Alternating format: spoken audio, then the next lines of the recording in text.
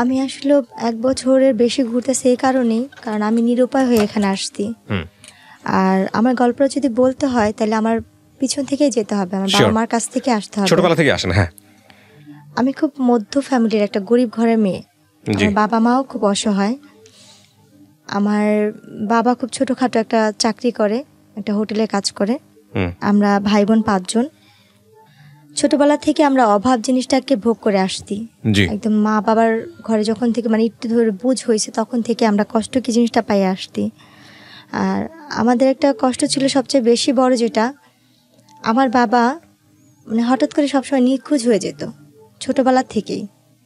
আমরা যতটুকু মনে পড়ে, আমার ছোট ভাইটা যখন একদম কোলে, খুব ছোট কোলে কয়েক মাস হয়েছে, তখনের কথাটা আমার মোটামুটি ভালোই মনে আছে। এর আগে থেকেই নাকি আম্মুর সাথে আব্বু এরকম করতো। আম্মুর যখন বিয়ের 7 দিন বিয়ের বয়স, তখন থেকে আব্বু এরকম নিখোঁজ হয়ে যেত। এটা নাকি আব্বুর একটা রোগ ধরতে গেলেই ছিল, একটা অভ্যাস, মানে হঠাৎ করে নিখোঁজ হয়ে যেত ছোট থাকতে। আম্মুর বিয়ের 7 দিন থেকেই, কারণ তখনও যে আম্মু চলে যাবে, কারণ আম্মুর তো ঘরে সৎ মা ছিল, তার বাবা মানে মা নেই, বাবা যা মা বলতো তাই করতো।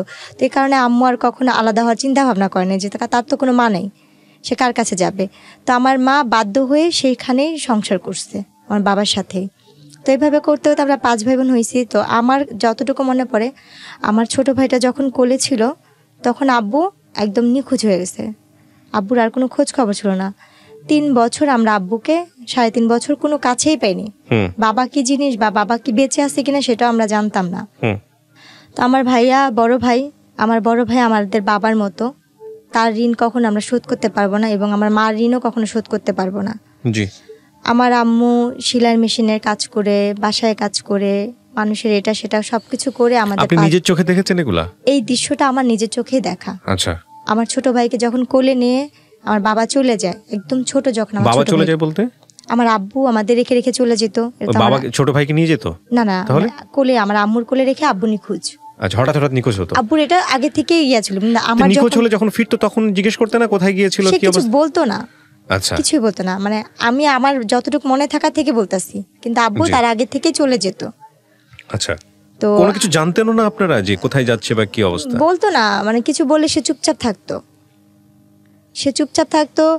আর আমার দাদির কাছে শুনতাম যে আমার মানে এটা নাকি আগের দিনে মানুষ মানে, এখনকার বর্তমানে যুগে এটা আমরা কেউ মানিও না বা বিশ্বাসও করি না, জিন পড়ি না কি বলে, কিন্তু এটা ভুল। একটা মানুষ নিজের থেকেই সরে যায়, তার হয়তো অন্য কোনো সমস্যা ছিল। তো আমার আম্মু তখন থেকে আমাদের ছোট করে বানাতো। হঠাৎ করে 3.5 বছর পরে, তখন আমরা যে ভাই বোন ছিলাম, আমার আম্মু আমাকে কোনো বাসায় দিয়ে দিছে কাজ করার জন্য, আমার আরেক বোনকে কোনো বাসায় কাজ করার জন্য, এবং সেও কাজ করতেছে। কারণ এতগুলি মানুষকে আমার মার খাওয়ানোর মতো সামর্থ্য ছিল না। বা মামার বাসাও আমরা অনেক কষ্ট করে কাজ করে ভাত খাইছি।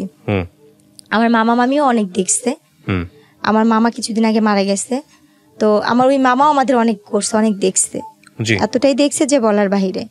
তো যখন আমরা একটু বড় হয়েছি তখন আমরা আম্মুর সাথেই দেখা গেছে, আম্মু যেখানে কাজ করতেছে আম্মুর সাথে কাজ করতেছি।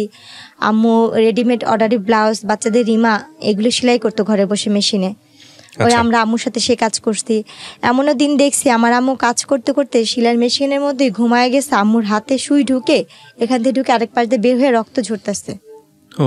এরকমও দেখছি যে আমার মা এটা করেই সংসার চালাতো। আমার মা এই কাজ করে আমাদের সংসার চালাতো। কয় ভাই বোন ছিলেন আপনারা? 5 ভাই বোন। 6 জন ছিল, একজন মারা গেছে। আপনি বড় সবার? না, আমি বোনের মধ্যে মেঝো। আমার বড় ভাই, তারপর আমার আরেকটা বোন, তারপর সেই বোনের পর একটা ভাই ছিল, তারপর আমি, সে ভাইটাই নাই। তো ওই সময়গুলো দেখছি। আর আমার আম্মু অনেক সুন্দরী একটা মেয়ে, এত সুন্দর যে এত গুণের। আমার আম্মু মানুষের নকশি খাতা সেলাই করতো, মানুষের রেডিমেড জামা কাপড় এইসব সেলাই করতো, ফাঁকে ফাঁকে কাজও করতো, মানুষের বাসায় কাজটাও করতো। তো তারপরে ওইভাবে করতে করতে 3 বছর 3.5 বছরের পরে, মানে আমার ভাইয়া আব্বু চলে যাওয়ার পর আমার ভাইয়ার 8-এ পরীক্ষা ছিল। ভাইয়া ফাইনাল পরীক্ষা দিতে পারেনি পরীক্ষার ফিসের জন্য। ভাইয়া পরীক্ষা না দিয়ে স্কুল থেকে নাকি ভাইয়ের সাথে খারাপ ব্যবহার করেছে, টাকা দেওয়া হয় না, বেতন দেওয়া হয়নি। তো ভাইয়া না পেরে আম্মুকে কিছু না বলেই, তখন টেম্পুর সময় ছিল, টেম্পু চলতো, ভাইয়া টেম্পুর হেল্পারি করতে গেছে। কত বছর বয়স তখন ওর আনুমানিক? আমার বড় ভাইয়ার বয়স তখন কত হবে, 12-13। টেম্পুর হেল্পারি করতে গেছে। আর আমার বয়স তখন ছিল হয়তো বা 5 বছর, 5-6 বছর। স্কুলে যাননি? না, ওকে, স্কুল তখনও যাইনি। ওকে, তারপর? তো ভাইয়া টেম্পুর হেল্পারি করতো।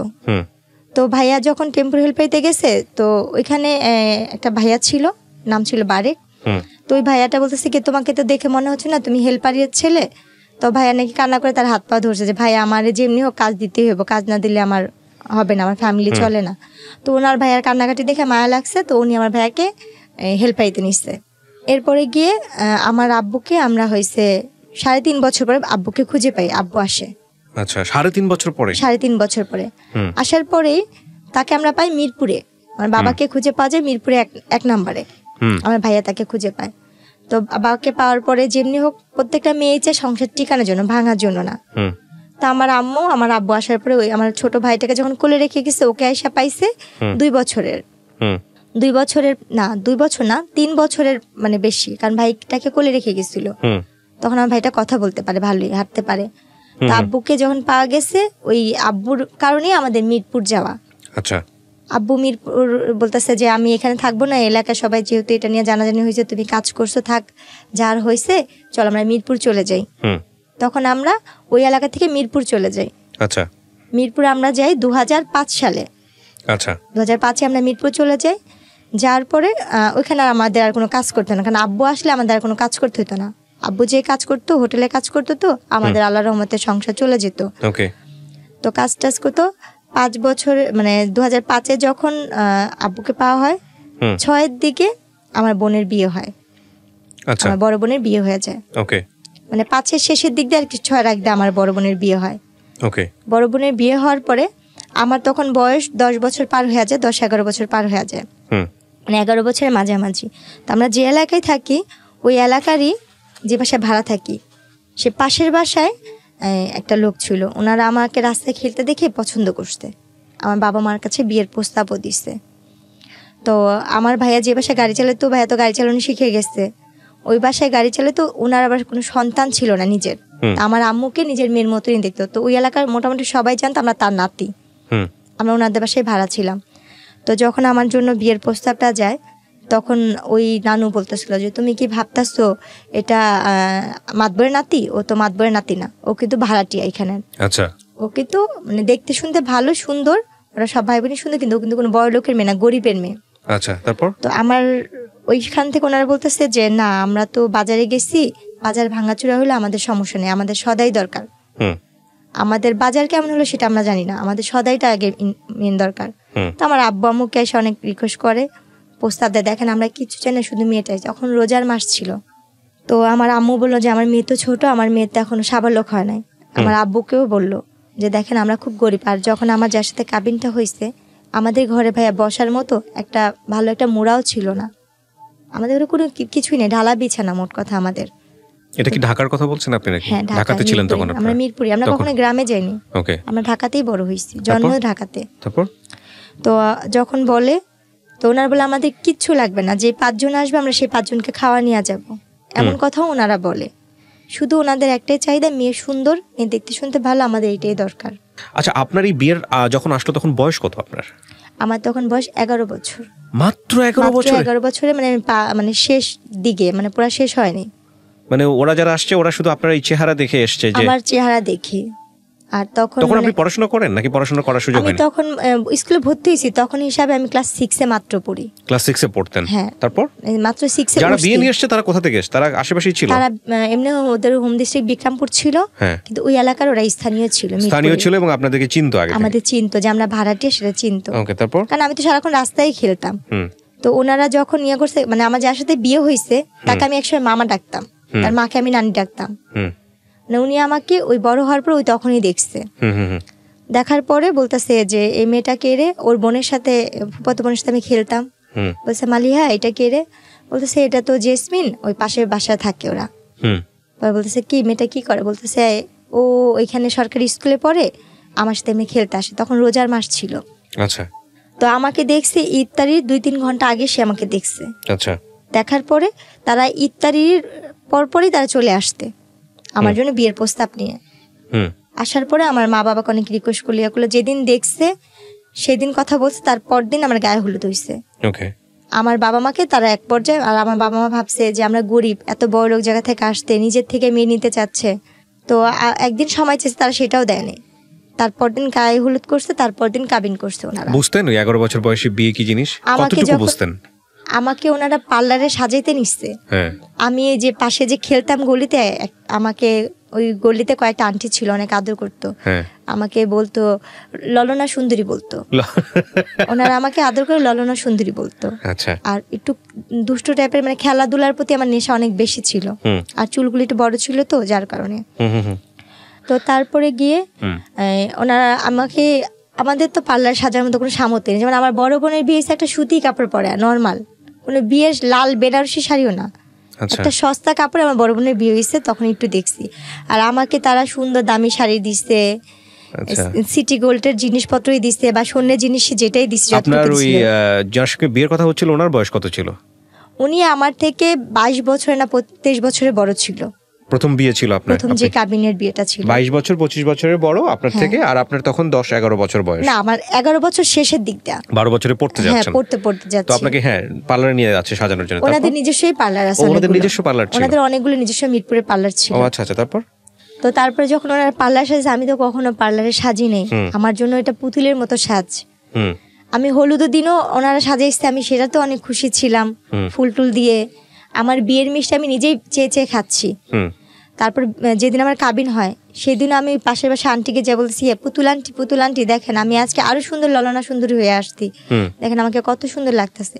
সাজলেন, সাজার পরে থাকে না মেয়েদের তো সাজার প্রতি একটা আলাদা ন্যাক থাকে, দেখা নিজেকে আয়না যখন দেখতেছিলেন বউ হিসেবে সাজার পরে? হ্যাঁ, আয়নাতে দেখে তো নিজের প্রতি নিজে অবাক হচ্ছিলাম যে আমি এত সুন্দর, বা আমি এত পুতুলের মতো লাগতেছে, আমাকেই আমি চিনতে পাইনি। বাট বিয়ে কি জিনিস সেটা আপনি বুঝতেন না? বিয়ে কি জিনিস আমি নিজেই বুঝিনি। আচ্ছা। তারপর বিয়েটা কি? তো তারপরে গিয়ে আমার কাবিন হলো 2007 সাল আগস্টের 28 তারিখ। কাবিন হওয়ার পরে ওই দিন তো কাবিন হলো, তো ওনারা কাবিনের পর দিয়ে না আমাকে যখন কাজী লিখতেছে কবুল বলবে, আমার আম্মু নিচে, মানে মেহমান আসছে, সবাই খাওয়া দাওয়া দিচ্ছে, আব্বু নিচে দাঁড়াচ্ছে কে আসবে। তো ওনারা বলতেছে কি তাতেই করেন, ইফতারির আগে বিয়ে পড়াবো। তা আম্মুরা বলছিল কি ইফতারির পরে একবারে ঠান্ডা মাথায় বিয়েটা পড়ে। তো ওনারা খুব তাড়াতাড়ি করতেছিল। ওনাদের বাসায় হয়েছে, আমাদের বাসাও না কাবিন হয় না, ওনাদের ফ্ল্যাটে ওনাদের বিল্ডিংয়ে নিয়ে কাবিন করেছে। কারণ আমাদের বাসা তো সুন্দর না, আমাদের বাসা তো মানুষ আসতে পারবে না, মেহমান আসতে পারবে না, এই জন্য। তো আমার আম্মু সবাইকে খাওয়া দাওয়া দিচ্ছে, কাজ টাজ করতেছে। এর মধ্যে আমার ভাইয়া বসা ছিল, আর আমার বড় বোনের ভাসুর বসা ছিল। তো ওর মধ্যে ওনারা বলতেছে কি আমার বাবার নাম, আমার মায়ের নাম, সবার নাম নিচ্ছে, লিখতেছে। তো আমাকে কবুল বলতে বলছে। আমাকে কিন্তু আমার একবার মামি আর আমার নানি শিখা দিছিল, তোর যদি কবুল বলতে বলে তুই কখনই কবুল বলবি না, চুপচাপ থাকবি। অনেকক্ষণ পরে আমরা যখন বারবার তোরে বলবো বল বল বল, তারপর তুই বলবি। কিন্তু আমি আর সেই জিনিসটা বুঝিনি। আমাকে যখন কাজী বলতেছে বলো মা বিসমিল্লাহ কবুল, আমি বলছি হ্যাঁ কবুল কবুল কবুল, একসাথেই বলে দিছে কতবার, মানে হিসাব ছাড়াই। আমার এতটুকু ছেলেটাকে দেখেছেন না যার সঙ্গে বিয়ে হচ্ছিল আপনার? তাকে তো আমি ছাদে খেলার সময় দেখছি, কিন্তু ওইভাবে কখনো বড় ভাই হিসেবে জানতেন নাকি? মামা হিসেবে জানতাম। আর তার মাকে আমি নানি ডাকতাম। আর আমার যে আগের সংসারের যে ছিল, মানে আমার যে হাজবেন্ডের সাথে বিয়ে হয়েছে, ওনার যে বড় বোন ছিল, সেই বড় বোন যে আমার ননা শারকি সম্পর্কে, সে আমার মারও 2-3 বছরের বড় ছিল। এরপরে গিয়ে আমার আম্মু এসে বলতেছে কি যে আসেন আমরা বিয়ে পড়া ফেলে আপা। আমার ফুপু শাশুড়ি নাম ধরে বলতেছে যে আসেন আমরা বিয়ে পড়া ফেলে। তো আমার ফুপু শাশুড়ি বলছে আল্লাহ বিয়ে তো হয়ে গেছে। আমি কান্না করতেছি, না না আমার তো বিয়ে হয় না, আমার তো বিয়ে হয় না, আমার বিয়ে করাইবা না। আমার ভিতর ধারণা ছিল, যেমন টিভিতে নাটক বা ছবি দেখতাম যে হিন্দুরা ঘুরে যে এই আগুন রেখা, ওইভাবেই বিয়ে। আমার চিন্তা ধারণা ওইভাবে মানুষের বিয়ে হয়। বাবা বিয়ে কি জিনিসটা আমি অতটাও বুঝিনি, ওইটা টিভিতে দেখি বিয়ে, ওইটাই বিয়ে। না আমার তো বিয়েই হয় না, আম্মু আমার বিয়ে দেয় না। কবুল কবুল বলার পরে হ্যাঁ আমার কিন্তু বিয়ে হয়েছে 1 ঘন্টা হয়ে গেছে। পরে ওনারা বলতেছে কি এই যে ছবি তুলছি, দেখো দেখো ক্যামেরা দিয়ে ছবি তুলছি। তো আমার যার সাথে বিয়ে হয়েছে তার একটা ফোন ছিল, কলমালা ফোন, টাচ ফোন বড়। তো ওই ফোনে উনি ভিডিও করছে, ছবিগুলো দেখাইতেছে। আমি টাকা থেকে হাসতেছি, কিন্তু উনি যে আমার স্বামী বা উনি যে কি, আমি তখনও তাকে মামা আমাকে ডাকতেছি। আমার সাথে ওনার সাথে যে বিয়ে হয়েছে, তারপরেও আমি বুঝতেছি না যে উনি আমার স্বামী। বলছে মামা এইটা এটা এটা আমার বিয়ের ইয়া। তো উনি বলছে কি মামা বললো না, তুমি আমাকে তুমি করে বলো, আমি তোমার হাজব্যান্ড। ওকে। তখন আমি মানে একটু চুপ হয়ে গেছিলাম। এরপরে গিয়ে ওনারা আর কি আমাকে বলতেছে, আমার আম্মাকে, আম্মু বলছে তাহলে আমরা ওরে নিয়ে যাই। বলছে না দেখেন যেহেতু কাবিন হয়েছে, ছেলে মেয়ে একটু একসাথেই থাকুক। আম্মু বলছে না আপনারা তো বলছিলেন যে মেয়ে সাবলোক না হওয়া পর্যন্ত আপনারা ছেলে মেয়েকে এক জায়গায় করবেন না। বলছে ও তো আগে মামা ডাকতো, ওর তো একটু ফ্রি হওয়ার দরকার আছে, একটু থাকুক, কথা টথা বলুক, রাত্রে আমাদের সাথেই থাকুক, তারপরে আমি তারপর দিন নিয়ে দিয়ে আসবো নি। পরে আম্মু আব্বু মানে চুপচাপ থেকে পরে আমার নানি বলতেছে কি যে না ঠিকই আছে, রেখেই যা, কারণ থাকার দরকার আছে, বোঝার দরকার আছে যে ও এখন আরেক বাড়ির বউ, এই কাজটা। তো আমার শ্বশুর বাড়িটা ছিল রাস্তার এই পারে ছিল আমার শ্বশুর বাড়ি, এক গলির পরে আর কি আমাদের বাসা, মানে আবার চাইলে ভিতর দিয়ে আরেকটা গলি আসতে যাওয়া যেতে, বলা যায় এই পারের ওই পার। এরপরে গিয়ে রাতে যে কাহিনীটা, ওনারা অনেক সুন্দর করে ফুল টুল দিয়ে ঘর সাজাইছে, রুম সাজাইছে, আমাকে নিচ্ছে, আমি নিজের ঘরে নিজে ফুল টুল নিয়ে টেটুটে নিয়ে খেলতেছি, আমি নিজেই ওইটা যে আমার ঘর। তো ওনাকে দেখে আমি খুব ভয় পাইতাম, আমি বিয়ের আগে থেকে ওই মামাকে দেখলে ভয় পাইতাম, কারণ সে তো পলিটিক্স করতো, রাজনীতি করতো, তাকে আমি খুব ভয় পেতাম। তার চোখ অল টাইম লাল থাকতো, আর খুব ফর্সা মানুষ তো। লম্বা, লাল কেন থাকতো এটা বুঝতেন না? না, আমি এটা কখনোই বুঝতাম না। আচ্ছা, তারপর ওনাকে যখন ওই রুমে দেখছি না, আমি ভয় চুপচাপ হয়ে গেছি। উনি না গুন্ডা, ওনাকে না সবাই ভয় পায়, এলাকার সবাই ওনাকে নাম ধরে যেটা বলে। উনি এই ঘরে কেন, উনি কি আমার সত্যি তেল স্বামী? উনি তখন বলে উনি আমার হাজবেন্ড। তো ওই জিনিসটা আমার ভিতরে ভয় কাজ করছে। তো তখন থেকে তার ভিতর থেকে আমার একটা দূরত্ব, সে যে আমার স্বামী সেটা আমি কখনোই মানতে পারতাম না, ভয় পাইতাম। আচ্ছা, তারপরে ওই দিন ওই ঘরে আমাকে কোনোভাবেই দিতে পারেনি। যতবারই দেয় হয় খাটের নিচে পলাই, এই রুমে ঢোকাচ্ছে, ওই পাশ দিয়ে বারিন্দাতে বের হয়ে যাচ্ছি।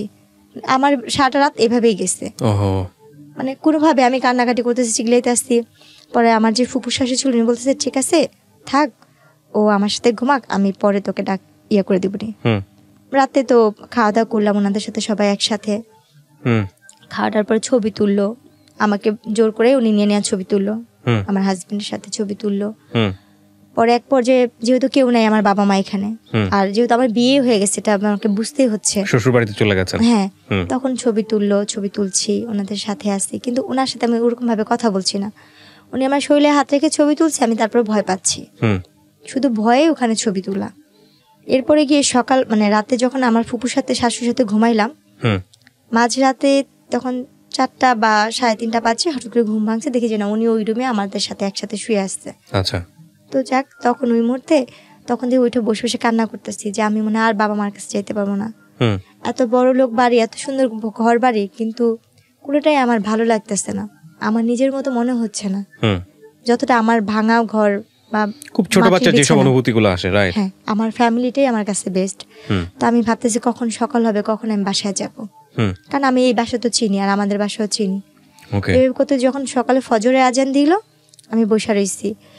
একবার লুকায়, ওনারা সবাই ঘুমে, কেউ জানেই না, আমি দৌড় দিয়ে যা দেখে আসছি। ওনার বাসা ছিল 3 তলা, তো ওনার 3 তলা থাকতো, দৌড়া যা দেখছি কেচিকেট খুলছে কিনা, দেখছি না কেচিকেট খুলে নেই অত ভোরে। আবার দৌড়া চলে আসছি, এসে খাটের নিচে লুকায় আসছি, বসে আসছি। এরপরে যখন সকালবেলা 6টা বাজে, আমি তখন ওই মুহূর্তে বাসা থেকে চলে আমাদের বাসা চলে যাই। গেট খুলে আমি আমাদের বাসা চলে গেছি। আমি আমাদের বাসা যা ঘুমা, আম্মু বলতেছে তুমি এত সকালে, আমি ওনারা আমার পাঠা দিচ্ছে, ওনারা বলছে তুমি বাসা যাওয়া, আমি এই জন্য বাসায় এসে পড়ছি। তা আম্মু ভাবছে যে যখন সত্যি বলছে, তো আমি বাসা যা ঘুমায় রয়েছি। এদিক দিয়ে ওনারা খুঁজতে আসছে বাসায়, আর আমাদের তো ফোন নাই যে আমাদের বাসায় ফোন দিবে, মোবাইল টোবাইল কিছুই নেই যে ফোন দিবে। তো ওনারা খুঁজতেছে, অনেকক্ষণ পর ওনাদের বাসায় কাজের মেয়েকে পাঠাইছে, পাঠায় যায় বলতে জেসমিন কি বাসায় গেছে, বলে হ্যাঁ ও তো কোন সকালে এসে ঘুমা রয়েছে, আপনার ওরা নাকি পাঠা দিচ্ছে ওর ফুপু শাশুড়ি। বলছে দেখছেন আরে সবাই ম্যাডামরা খুঁজতেছে, ওরে কেউ পাইতেছে না। ওরা আম্মু আমারে বকা দিল, 2টা থাপ্পড় দিল যে তুমি এখন বড় হয়েছো, তোমার বিয়ে হয়েছে, তুমি তো যখন তখন চাইলে আসতে পারবা না, আসলে কে তোমাকে নিয়ে ওনারা সংসার করবে, তুমি তো মেয়ে মানুষ, তোমার কপাল দোষে এখানে বিয়ে হয়েছে, ভালো জায়গায় বিয়ে হয়েছে। আম্মু বোঝাইলো, আম্মুর মতো করে আম্মু বুঝাইলো যে এখন ওইটাই তোমার আসল বাড়ি, ওখানে সুখ হোক দুঃখ হোক তোমার এখানে ভাগযোগ করে থাকতে হবে, আর তোমার কপাল ভালো যে তুমি এমন ফ্যামিলির একটা বউ হইছো। এইগুলো যেটা বোঝায় আর কি অভিভাবকরা। হ্যাঁ, বেশি দিন তো না, তুমি কয়দিন থাকো, তোমাকে পরে উঠা দেওয়া যখন হবে তখন এই কয়দিন ওইখানে যা থাকো। পরে আবার আম্মু নিয়ে দিয়ে আসতে, ওনারা সেদিন ওনাদের বাসায় অনেক মানে পার্টির আয়োজন করতে, লোকজন আসতে, বউ দেখছে, সবাই বলতেছে না বউ অনেক সুন্দর হয়েছে, সবাই নাম ধরে ধরে বলতেছে ওর বউটা অনেক সুন্দর, ভালো হয়েছে, কিন্তু অনেক ছোট, বয়স ছোট। বলছে হ্যাঁ ঠিক হয়ে যাবে। হ্যাঁ, এরপরে যেটা হয়েছে, আমাকে আমার বাবার বাসায় দিয়ে গেছে।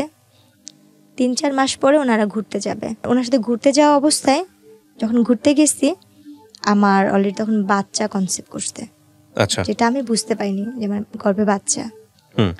তো আমার যখন বিয়েটা হয়েছে, আমার ফুপু শাশুড়ি, আমার চাচা শ্বশুর এরা জানতো, কিন্তু এরা আবার কি করছে, আমরা গরিব বলে ছেলের মা বাবা, মানে বাবা তো নেই, মা মানবে না বিধায় আমার বড় ভাসুর, আমার ফুপু শাশুড়ি, আমার চাচা শাশুড়ি আমার শাশুড়িকে জানায় নাই বিয়ের কথাটা। আমার শাশুড়ি নাকি জানতো না আমার বিয়ের কথাটা, আচ্ছা, কারণ সে তো গরিবের মেয়ে নিবে না। ও, কিন্তু আমার যে বড় ভাসুর সে খুব ভালো ছিল। ওকে, এবং সে সেটা মানতো না বলেই সে ইনফর্ম ছিল না। হ্যাঁ, কিন্তু আমরা জানতাম না যে আমার শাশুড়ি জানে, আমার মার সামনে অন্য একজনকে ফেস করেছে, এটা শাশুড়ি, ও, ছেলের মা। ভয়ঙ্করতম কাজ। তো তখন আর কি, যখন আমার বাবু পেটে আসতে, আমার বাচ্চা নাকি 2-3 মাস মানে বাচ্চা পেটে, আমি তো বুঝি না একটা মেয়ে অসুস্থ হলে যে জিনিস সেটাও তো আমি বুঝতাম না। তা আমি খুব বমি করতাম, মাথা ঘুরে, তো কিছু খাইতে পারতাম না, মানে আমার কাছে খুব খারাপ লাগতো। তা আম্মু এই জিনিসটা নিয়ে খালি বলতো কি হঠাৎ করে এমন করতেছে কেন, আর শুকা যাচ্ছি, কালো হয়ে যাচ্ছি। তখন আমার আম্মু, আমার বড় বোন বলতেছে কি, মা আম্মু ওর কি বাচ্চা টাচ্চা পেটে আসলো নাকি? আম্মু বলতেছে ওর বাচ্চা পেটে আসলে তো বুঝতাম, বা আম্মু আমাকে জিজ্ঞেস তোমার কি এরকম কখনো হয়েছে? কি জানি, আমি জানি না, আমি সেটা বুঝতে পারিনি। এরপরে গিয়ে আমার মা আমাকে একটা ডাক্তার দেখাতে নিয়ে গেল। ডাক্তার দেখানোর পরে ওখানে প্রস্তাব পরীক্ষা দিল, কয়েকটা পরীক্ষা দিল। এই রিপোর্টগুলো আনতে গেল আমার হাজবেন্ড, উনি আমাকে নিয়ে গেল সাথে করে। রিপোর্টগুলো আনতে যাওয়ার পরে বলতেছে ওনার তো বাচ্চা পেটে, উনি তো ওনার 3 মাস শেষ পর্যায়ে, বাচ্চা 4 মাসে পড়বে। তো এই কথা শোনার পর উনি খুব খুশি হয়। উনি খুশি হয়ে ওনাদের গ্রামের বাড়িতে আমাকে নিয়ে যায়, বিক্রমপুরে। আচ্ছা, উনি আমাকে বিক্রমপুরে নিয়ে যাবে। এই ফার্স্ট আমি আমার শ্বশুর বাড়িতে যাচ্ছি। আচ্ছা। তো আমার শ্বশুরবাড়িতে যখন যাবো তখন আমি খুব কান্নাকাটি করতেছি। এতদিন তো আমার ফুপু শাশুড়ি, চাচা শ্বশুর বাড়ি আমি জানতাম এটাই আমার শ্বশুর বাড়ি।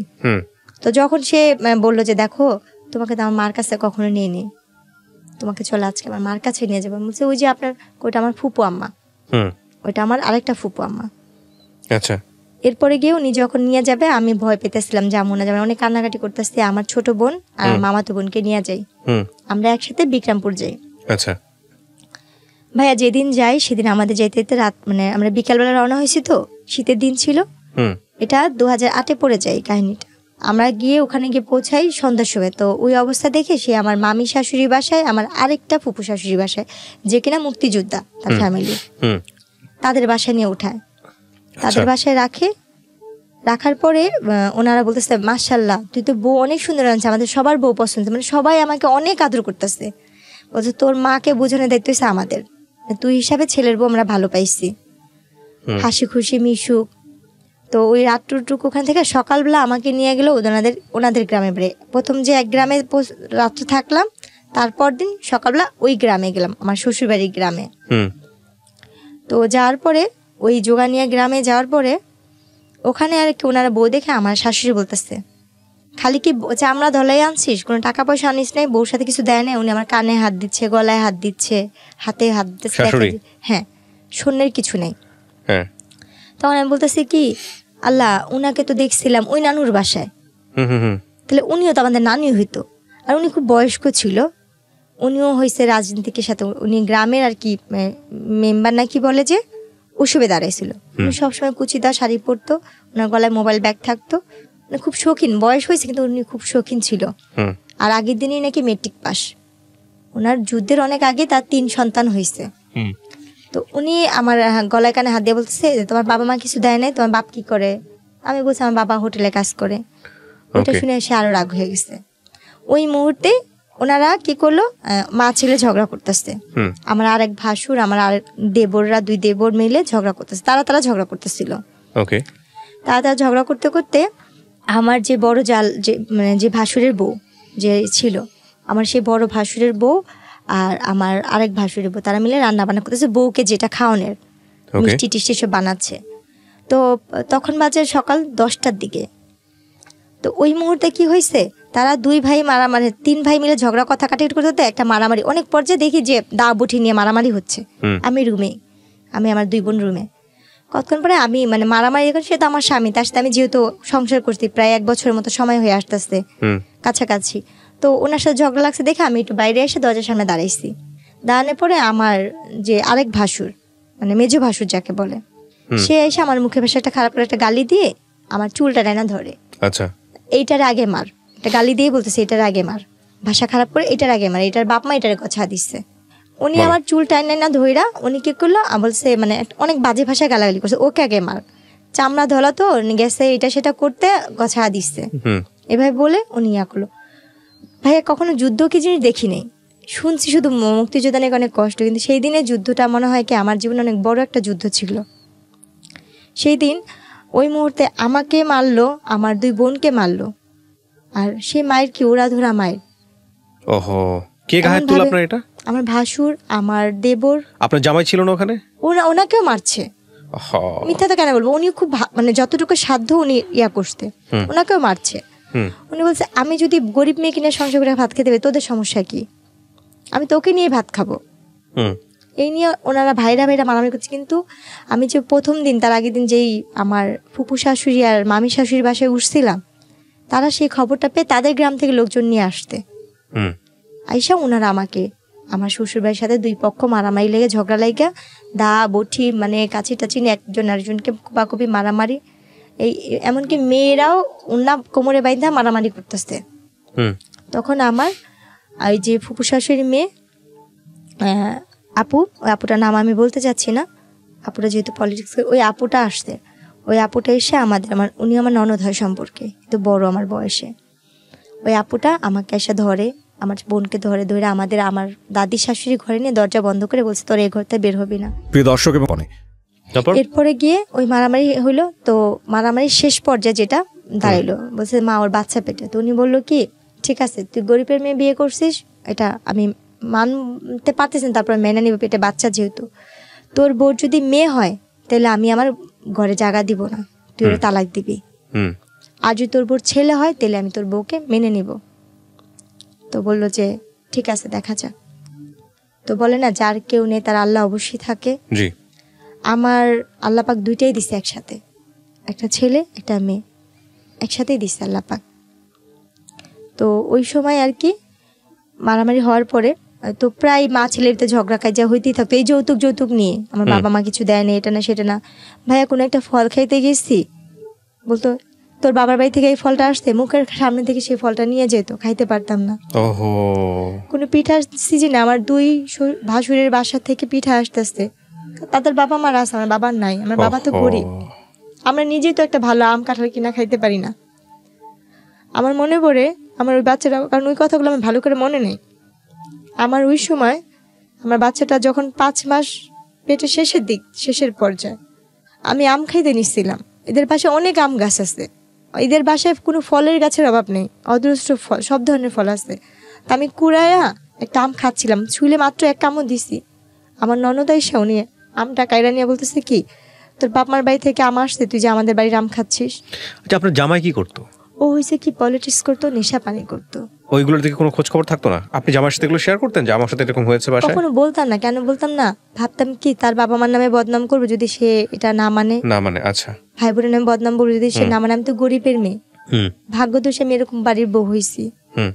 এরপরে ওই আম কাঁঠাল নিয়ে, তাই একদিন আমার মাকে আমি ফোন দিয়ে বলি কি আম্মু তোমরা নিজেরা খাও বা না খাও, আমার যদি পারো একটু আম কিনা পাঠাও, একটু কাঁঠাল কিনা পাঠাও, কোনো ফলের দিন আমাকে একটু ফল পাঠাও, বা কোনো পিঠার দিন আমার একটু পিঠা পাঠাও।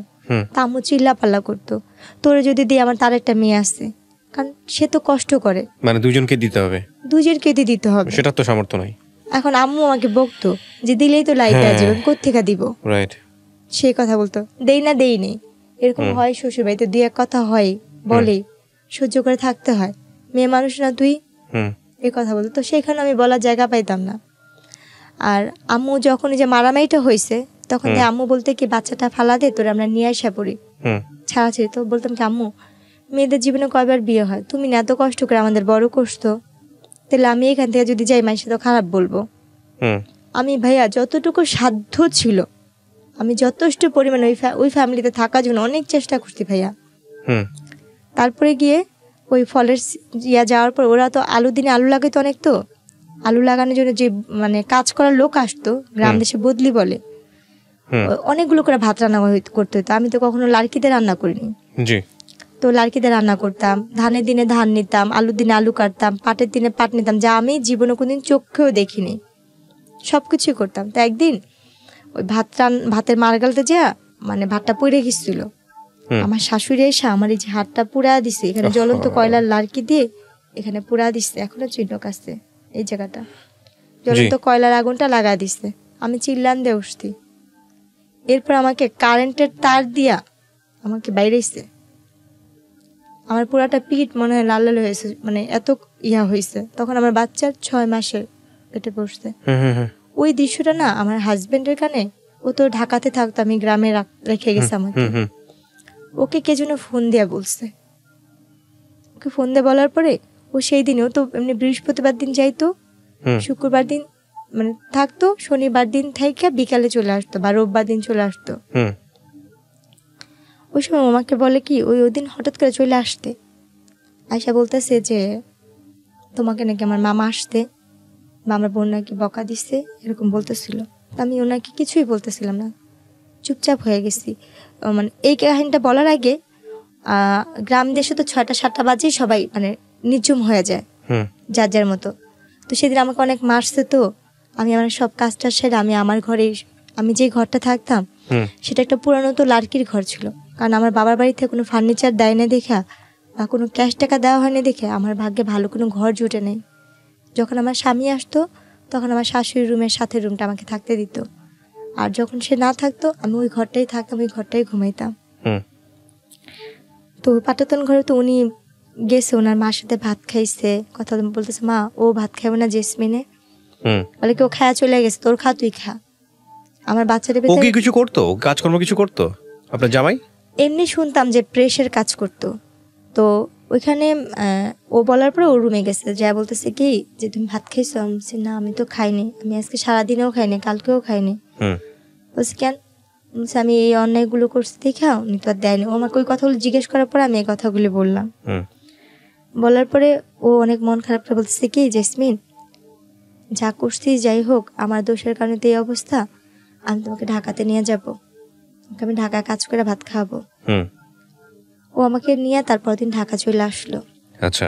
ঢাকা চলে আসার পরে ঢাকা দুইজনে মোটামুটি ভালোই ইয়ে করতেছিলাম। ও আমাকে ওই যে বাসাটা নিছে ওইখানে বাসা ভাড়া বেশি, আর ও পলিটিক্স ওইভাবে থাকতে পারতেছিলাম। তো ও বলে কি তুমি তোমাদের বাসায় থাকো, বাচ্চা হওয়ার পরে আমি তোমাকে নিয়ে আসবো নি। তারপর আমার বাবা মার কাছে এনে দিয়ে গেলো। দিয়ে যাওয়ার পরে 3 দিন পরে ও বলতেছে কি শুনেন, আমার আম্মা তো বলছে আপনার মেয়ের যদি ছেলে হয় তাহলে আমাদের বাড়িতে উঠাবো, আর যদি ছেলে না হয় তাহলে আপনার মেয়েকে আমি আর নিব না, মেয়ে হলে আমি তালাকের কাগজ বাসায় পাঠা দিব। একে তো আমি বিয়ে করছি কিছুই পাই নাই, আমার অন্যান্য ভাইরা পাইছে, আর আপনার মেয়ের যদি মেয়ে, আমার 2 ভাইয়েরও মেয়ে, আপনার ঘরের মেয়ের ঘরে যদি মেয়ে হয় তাহলে আমি এই বউ দিয়ে কি করবো। আচ্ছা, এটা কে বলেছে? আমার ওই হাজবেন্ড। এরপর সে আর কোনো খোঁজ খবর না। পরে একদিন আমার মা আর আমার খালা মিলে আমার শাশুড়িকে ফোন দিচ্ছে যে আপনারা কি জেসমিনকে নেবেন না, ওর তো 7 মাস শেষের দিকে, বা আপনার কি দেখতে বলছে যে আমার ছেলে তো যা বলার বলেই দিচ্ছে। পরে আমার খালা বললো কি তাহলে আমার একটা কথা, আপনি কি জানেন, মানে আপনার ফ্যামিলির লোকজন কি জানে যে ছেলে মেয়ে হওয়ার ব্যাপারটা আসলে শুধুমাত্র সায়েন্টিফিক্যালি এটা নির্ভর করে হচ্ছে একটা ছেলের উপরে? আমার পুরো ফ্যামিলি তো মানে লেখাপড়া জানে না। এটা জানে না? আপনি জানতেন এটা? আমি যে বললাম আপনাকে, আপনি এটা জানতেন? আমি নিজেও জানতাম না। আজকে ফার্স্ট জানলেন? হ্যাঁ, আমি আজকে মানে জানছি। একটা সন্তান ছেলে হবে নাকি মেয়ে হবে এই ক্ষমতাটা আল্লাহ শরীরবৃত্তীয়ভাবে একটা ছেলের মধ্যে রেখেছেন, এবং এটাতে একটা মেয়ের কোনো হাত নাই। হ্যাঁ, এবং এটা ক্রোমোজোমের ব্যাপার স্যাপার থাকে, আমি বৈজ্ঞানিকভাবে আপনাকে ব্যাখ্যা করবো না, কিন্তু এখানে মেয়ের কোনো হাত নাই। এটা আপনাকে এই কারণেই বলতেছি যে বাংলাদেশের অনেক অনেক মেয়ের ভাগ্য এই জিনিসটার উপর নির্ধারিত হয়, এবং মনে করা হয় যে ছেলে হবে না মেয়ে হবে এটা তারই দোষ। যদিও সমাজ অনেকখানি পরিবর্তন হয়েছে, এখন আর আমি জানি না এত পিছায় আছে কিনা মানুষ, কিন্তু এটা কি আপনি জানতেন? আজ পর্যন্ত আপনি জানতেন না? জানি না। আচ্ছা, তারপরে কি হলো? এরপরে গিয়ে সে আর আমাকে নিতে আসতো, তখন আমি শুধু কান্না করতাম আর ভাবতাম যে আল্লাহ কেন এরকম করলো, বা আমার বাবা মা এত টাকা পয়সা কোথায় পাবে। ডাক্তার বলছে যে মেয়ের বয়স কম, সিজার করতে হবে, বাচ্চা একসাথে 2 বাচ্চা একসাথে পেটে সিজার করতে হবে, এরকম ভাবে মানে ইয়া করতেছে। আচ্ছা, তখন আর কি আমার বাবা মা কি করবে, তারাও খুব টেনশন করতো। আম্মু বলতে আল্লাহ ভরসা, আমি শুধু ভাই কান্না করতাম, কারণ কান্না করেছে আমার আর কিছু করার নেই। কিন্তু আমি তাকে কখনো মানে আমার হাজবেন্ডকে লাগবে বা তাকে আমার দরকারি ওরকম ভাবে তখন আমি ট্রাই করি, মানে স্বামী কি জিনিসটা আমার ভিতরে তখনও কোনো কিছু কাজ করেনি। আচ্ছা, আমার ভিতরে ওই জিনিসটা মাথাতে খেলতো, সে যদি নাও আসতো আমার কোনো কিছু যায় আসে না, তার ভিতরে আমার কোনো মায়া বা ভালোবাসা কোনো কিছুই সৃষ্টি হয়নি। এরপর হয়েছে গিয়া আমার বাচ্চাটা মানে মারামারিতে হইলো, আমরা যখন বাচ্চা হবে আমার অলরেডি বাচ্চা হওয়ার সময় হয়েছে, 2010-এর দিকে আমার বাচ্চা হলো এবং নর্মালি ডেলিভারি হলো বাচ্চাগুলো। বাচ্চাগুলো মানে 10-এর বাচ্চাগুলো মানে টুইন ছিল? হ্যাঁ। ও আচ্ছা। মার্চের 26 তারিখে হয়েছে। দুটোই মেয়ে? না, ছেলে। এক মেয়ে। এক ছেলে এক মেয়ে, মাশাআল্লাহ। হ্যাঁ, তারপর? এবং নর্মালি ডেলিভারি হয়েছে আল্লাহর রহমতে। তখন ওই কথা শুনে ওনারা আসতে, ও আমার হাজবেন্ড আসতে, আমার হাজবেন্ডের বড় ভাইটি সবাই আসতে, দেখলো, খুব খুশি বাচ্চাদের নিয়ে গেল, কিন্তু মেয়েটাকে ওরকম বেশি একটা আদর করে নাই। আচ্ছা। ছেলেটাকে নিয়ে সবাই খুশি ছিল। আচ্ছা আচ্ছা। এরপরে গিয়ে ওনারা আর কি ভালোই দিন কাটতেছিল মোটামুটি আল্লাহর রহমতে। ঝগড়া কাজে আসে, মানে মারধর আসে। উনি তো নেশা করতো, নেশা করে আসতো, প্রায় বলতো যে তোকে বিয়ে করে কিছু পাইনি মাতাল অবস্থায়, তোরে বিয়ে করে যৌতুক পাইলাম না, তো তোকে দিয়ে আমি ইয়ে করবো, এখন তো আমার বাচ্চা হয়েছে, আমার ছেলে হয়েছে, আমার তার তোকে আর দরকার নেই, আমার মেয়ের অভাব নেই, এরকম বলতো। এমনকি উনি ঘরে অনেক মেয়েদের নিয়ে আসা, যেরকম স্বামী স্ত্রী থাকে ওরকম সে থাকতো। আচ্ছা, আপনার সামনেই? হ্যাঁ, এইভাবে সে ব্যাপারগুলো করতো। তো সত্যি কথা বলতে কি, আমার না ওই মানুষটার প্রতি কখনোই ভালোবাসা কি জিনিস আসেই নেই, কারণ আপনি বোঝেনি তো, নাই বোঝার বয়স ছিল না বিষয়টা। বোঝার বয়স নেই, কেন জানি তাকে তো আমি ভয়ই পাই, তাকে তো কোনো ভালোবাসার মানুষ হিসেবে দেখিনি বা স্বামী হিসেবে দেখিনি। 2টা বাচ্চা হয়েছে, তাও মনে হয় হাতে গোনা কয়েকদিন স্বামীকে পাইছি। আমার ওনার প্রতি কোনো মায়া নেই, তো ওনার প্রতি আমার ভয়টাই বেশি কাজ করতো সবসময়। আল্লাহ, কখন যেন এসে আমাকে মারবে, কখন যেন উনি মাতাল হয়ে আমাকে মারবে, এই চিন্তাগুলো ছিল। আর ওনার সাথে যেটা, উনি হয়তো মানসিকভাবে সাইকো টাইপেরই ছিল, যেটা মানুষ বলে। আমি আমার হাজবেন্ডের সাথে কোথাও যাচ্ছি, কেউ যদি বলতে চাই তোর বউটা তো অনেক সুন্দর, উনি তাকে কিছু না বলে সে আমাকে ওরা ধরা মারতো। আর মার কি, যে মারগুলো সহ্য করার মতো না, যে মারগুলি আমার আজও ঘুমাইলে চোখ বন্ধ করলে আমি চোখের সামনে ঝাপসা ঝাপসা ভাসে। হাতটা কেভাবে পিছিয়ে বাঁধতো, মুখে কাপড় দিয়ে তার পাতালুতে মারতো, যেটা আমি বাইরে কেউ কিছু বলছে উনি আমাকে সে মারতো। কিন্তু যখন আমার বাবুগুলো বয়স আস্তে আস্তে বাড়তে থাকলো, 6-7 মাস বয়স হইতে থাকলো বাচ্চাগুলোর, তখন থেকে তার অত্যাচার আরো বেশি বেড়ে যেতেছিল।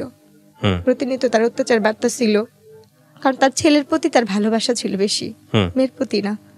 এভাবে প্রায় এমন করে তার প্রায় মা বাবার কাছে, আমি বেশিরভাগই বাবা মার বাড়িতে দিন কাটেছি। বড় লোক দেখে বিয়ে দিছে, কিন্তু বাবা মার বাড়িতে আমি পড়ে আসছি। বড় লোক শুধু নামেই ছিল, কাজে না। ওই আস্তে আস্তে ওই ব্যবসার কাজটা আমার দিকে আস্তে আস্তে পড়তেছিল, কারণ আমার ছোট থাকতে তখন আমি অনেক হ্যাংলা পাতলা চিকনা টাইপের ছিলাম। বাবু হওয়ার পর আস্তে আস্তে আমার গ্রোথ ভালো হচ্ছে, আমি দেখতে আরো বেশি হচ্ছি।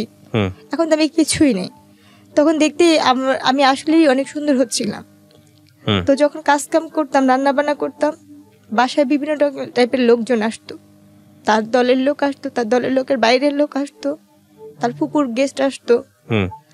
আস্তে আস্তে এক একজন আমার কথা বলতো ওদের কাছে। তো তখন ও এই জিনিসগুলো আমাকে আমার মাথায় ঢুকাইতো, জেসমিন তুমি এটা করো, এটা করো। আমি বললাম না, আমি কেন যাবো, কেন করবো, ওই জিনিসগুলো নিয়ে আমাকে মারতো। আমি বলতাম কি, আপনি যদি আমাকে এই কথাগুলি বলেন আমি মানুষের কাছে বইলা দিব।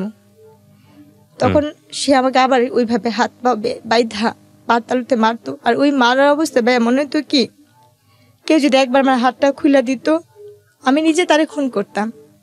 মানে এত রাগ উঠে যেত, এমন ভাবে মারতো যে মারগুলি মানে ভাষায় প্রকাশ করা যায় না। মানুষ নাকি রিমেন্টে অনেক মারধর করে, কিন্তু আমি এই জীবনের রিমেন্টের মায়ের অনেক খাই আইছি, অনেক রিমেন্টের মায়ের খাই আইছি, যে মায়েরগুলি আমি চোখ বন্ধ করলে আমার চোখের সামনে ভাসে, কাউকে বলতে পারি না। মনে হয় যে আস্তে আস্তে মানসিক রোগী আমি নিজেই হয়ে যেতেছি। উনি কি, ওনার থেকে বেশি এখন মেন্টালি টর্চারিং আমার হচ্ছে। বাপ মার কাছে যেমন, বাপ মা তো গরিব, বাপ মা কোত্থেকে আমরা সাহায্য করবো। আবার কিছু বলতে গেলে বলতে হুমকি দিত, আমার ভাইরে এটা করবো, ছোট ভাইরে ওই করবো, বড় ভাইরে ওই করবো। চিন্তা করতাম আমার লেগে আমার ভাইদের ক্ষতি হইব, আমরা তো নিজেরই গরিব। ওনার সবকিছু মানতাম, খালি পারতাম না নিজের দেহটারে বিলা দেওয়ার জন্য। যা বলতো তাই করতাম, যেটা বলতো সেটাই করতাম।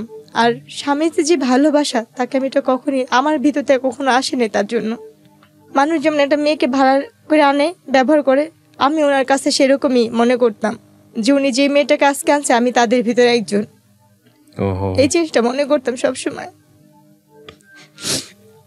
তারপরে গিয়ে এই যে বাবা খাওয়াটা, উনি বাবা খাওয়া তুললো আস্তে আস্তে আস্তে আস্তে আমাদের সংসার ধ্বংসের পথে চলে যেতেছিল। তার ভাই বোন, তার আত্মীয়স্বজন সবাই এক সাইডে হয়ে যেতেছে। শুধু তার সাথে তার 2 ভাই আর তার মা ছাড়া আর কেউ তার সাথে মিলতো না।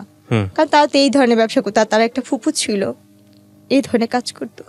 প্রিয় দর্শক এবং শ্রোতা, আপনারা শুনছেন এবং দেখছেন জীবন গল্প। তারপর আমার যতটুকু লাস্টের দিকটা মনে পড়ে, আমার উপরে তো যে অত্যাচারগুলো গেছে তো গেছি, আমাকে গ্রামে আমি বলছে এরপর তো পুলিশ কেস হয়েছিল বংশাল থানার ভিতরে ওর নামে। আচ্ছা, তবে যে বাসায় থাকতাম সে বাসায় আমাকে একবার অনেক মারতেছিল। ওই দিন মনে হয় আমাকে ছাদ থেকে ফালা দেওয়ার কোনো প্ল্যান করছিল। আচ্ছা, যে বিল্ডিং এ থাকতাম 7 তলায়, আচ্ছা, তখন পুরান ঢাকায় থাকি। তো ওইখানটা আমার যেটা মনে পড়ে, আমার অনেক মারতেছিল, এত মারতেছিল যে মানে ভাষা, আর মারতে মারতে টাইনা টাইনা আমার ছাদের কর্নারে নেওয়ার চেষ্টা করতেছিল। আমি কোনোভাবে যাব না, আমি দরজার সিট ইয়াটা ধরে রাখছি। আমি বলছি আপনি আমাকে একটা বারের জন্য মাফ করেন, আপনি যা বলবেন আমি তাই করব, আপনি যেইটা বলবেন আমি সব ধরনের কিছু করবো। আমি কাজের মেয়ে হয়ে থাকবো শুধু আমার বাচ্চাগুলোর জন্য, শুধু আমার সন্তানগুলোর জন্য আমি এই লোকটার সাথে থাকতে চাইতাম। কারণ আমার নিজের প্রতি, নিজের দেহের প্রতি কোনো লোভ ছিল না, এই দুনিয়ার কোনো কিছুর প্রতি আমার লোভ নেই। আমার শুধু একটাই সব ছিল, আমি একটা ঘরের বউ হবো, একটা যৌথ পরিবারের বউ থাকবো, একটা সংসারী মেয়ে থাকবো, আমার একটা ঘর দরকার ছিল। স্বামী যেমনই হোক আমি সেটা পাইনি।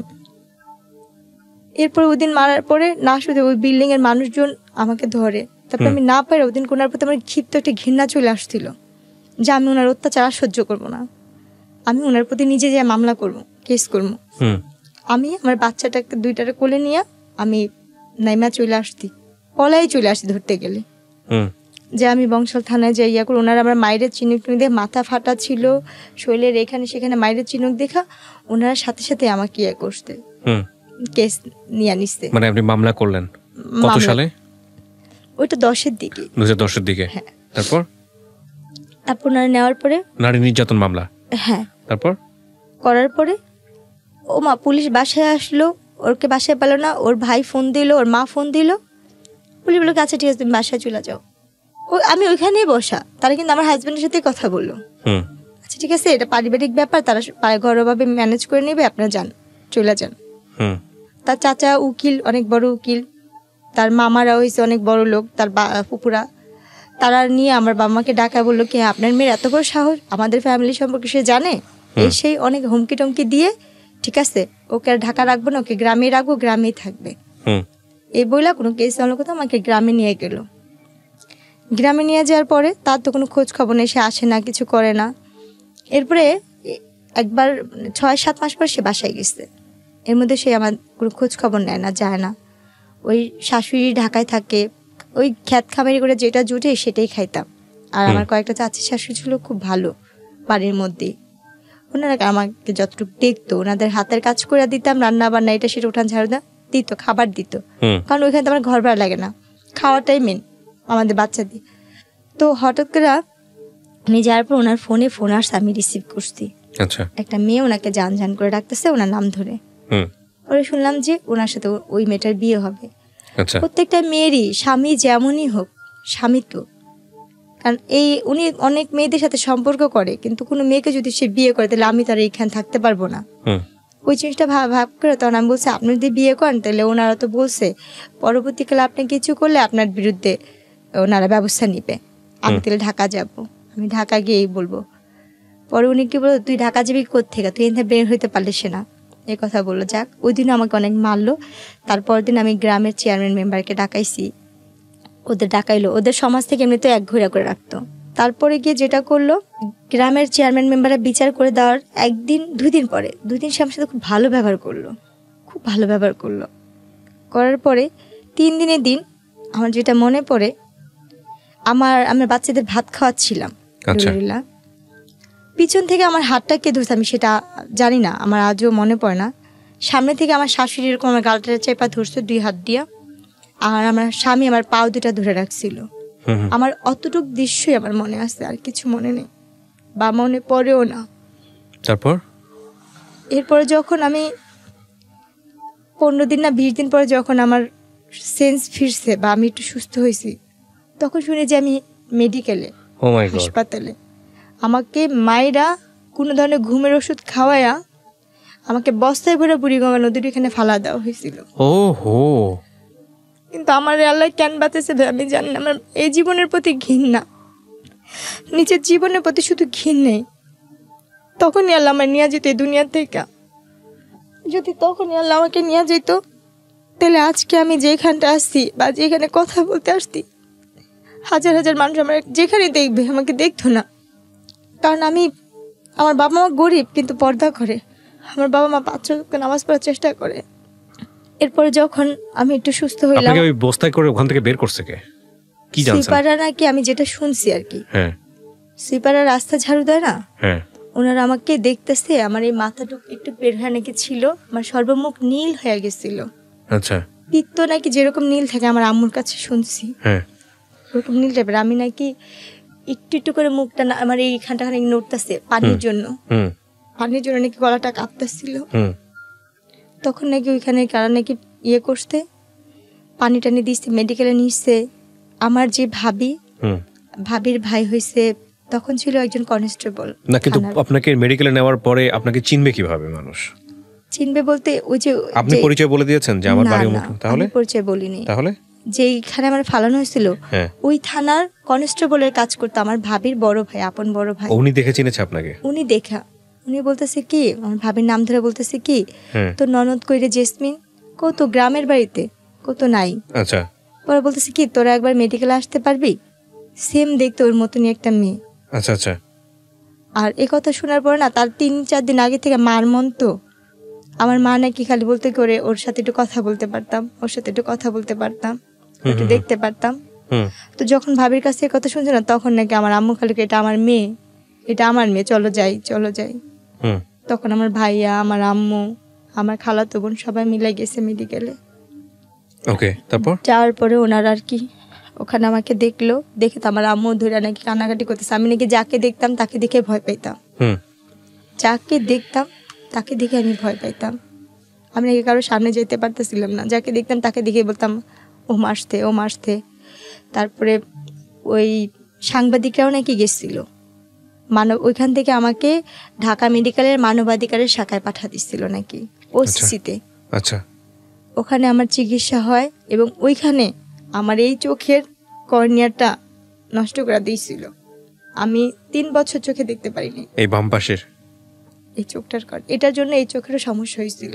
তারপর তো ওই সময় চোখে আমার আঘাত পড়ে এবং গলার মধ্যে এই ঠানটা ইয়ে হয়ে গেছে, কথা ফ্যাস ফ্যাস করে আসতো, কথা ভালো করে বলতে পারতাম না। তারপর এরপরে যখন আমাকে বাসায় নিয়ে গেল, 20 দিনের না 25 দিনের দিন বাসায় নিয়ে গেল, ওর যে যারা সাংবাদিক মাধ্যমে আমার চাচা শ্বশুর এসে বলছে এই কেস নিয়ে যদি ইয়া করেন তাহলে আপনাদেরই সমস্যা হবে। তখন আমার বাপ মা চিন্তা করলো আমরা তো এদের সাথে কখনো পারবো না, কিছু করতে পারবো না। আমার বাবা মা কি করলো, না পাইরা আমরা মিরপুর থেকেই ওই এলাকা থেকে আমরা আবার চলে আসলাম। আচ্ছা, খিলগাঁওতে। আচ্ছা, এদের সাথে আপনারা কোনো কিছুতে বাড়াবাড়ি করতে যাইনি, বাড়াইনি। মানে পরবর্তীতে মামলা করেন নাই বা এরকম কোনো কিছু, কোনো অ্যাকশনই যান নাই?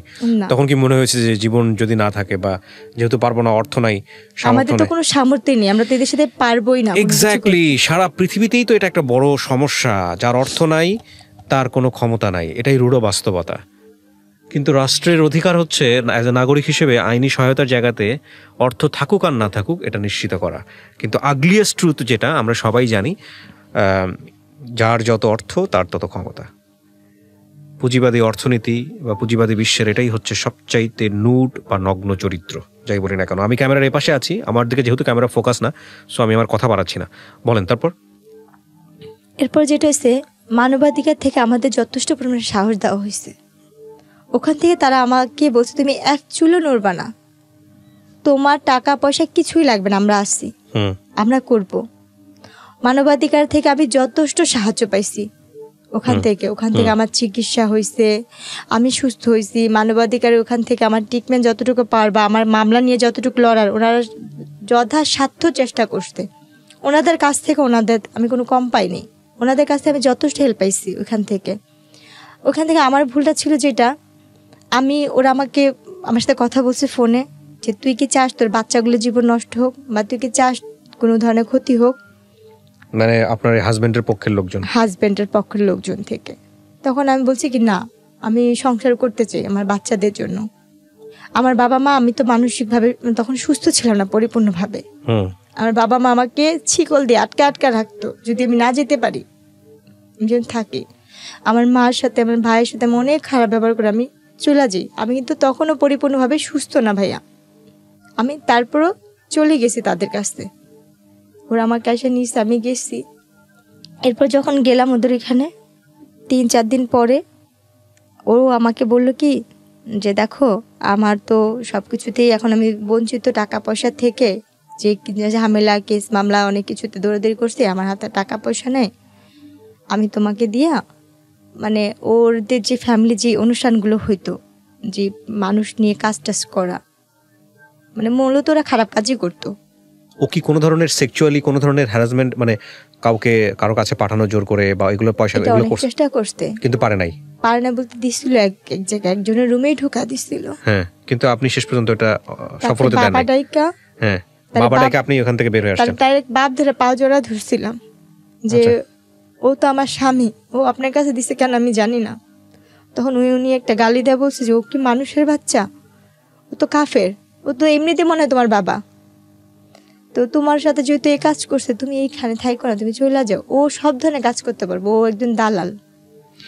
এরপরে যেটা হয় ওই দিন আমার জীবনের শেষ রাতই বলা যায়। এরপর আপনি ডিসিশন নেন তাকে ডিভোর্স দিয়ে দিবেন?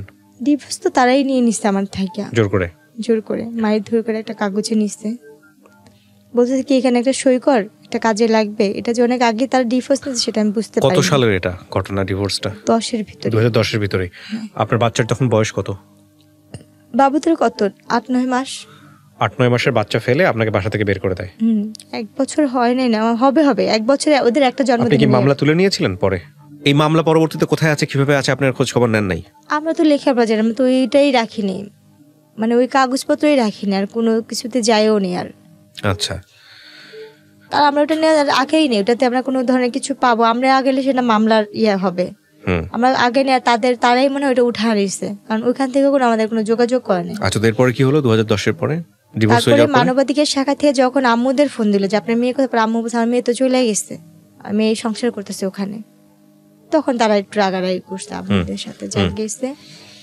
এরপর উনি আমাকে একটা গাড়িতে, একটা মাইক্রো গাড়ি আসলো, সেদিন আমার বাচ্চাগুলোর অনেক জ্বর ছিল ভাইয়া। উনি আমাকে কি করছে, যেখানে নিয়ে যাবে একটা গাড়িতে উঠা দিছে যে এক জায়গায় যাবো আজকে, ওইখানে একটা অনুষ্ঠান আছে চলো। এটা কি ডিভোর্সের আগে না ডিভোর্সের পরে? এটা ডিভোর্সটা সে আমাকে আগে নিয়ে নিছিল, আমি বুঝিনি, মানে পেপারসে সাইন করার পরের ঘটনা? হ্যাঁ। আচ্ছা, তারপর সেদিনই আমাদের জীবনের লাস্ট ওনার সাথে দেখা এবং শেষ বিদায়। হ্যাঁ, উনি আমাকে একটা গাড়ি আসলো, মাইক্রো গাড়ি আসলো, গাড়িতে আরো 3-4টা মেয়ে ছিল, আর কয়েকজন লোক, একটা লোক ছিল চাঁদি ছিল, তার চুল নেই, আর একটা লোক ছিল অনেক মোটা করে, আর একটা লোক বয়স্ক, বাবার বয়স, আমার বাবার বয়স বৃদ্ধ। তো ওই গাড়িতে উঠা দিল, আর আমার ব্যাগের মধ্যে কিছু কাপড় সেই ভাঁজ টাজ করেছে তার ফুপু আর সে। তো আপনাকে নিয়ে যাচ্ছে কোথায় আপনি জানেন না এটা? এরকম তো সে আমাকে অনেক অনুষ্ঠানে সে বাসাও আনে, বাইরেও নিয়ে যায় তার ফুপু সহকারে, হ্যাঁ এভাবে নিয়ে যেত।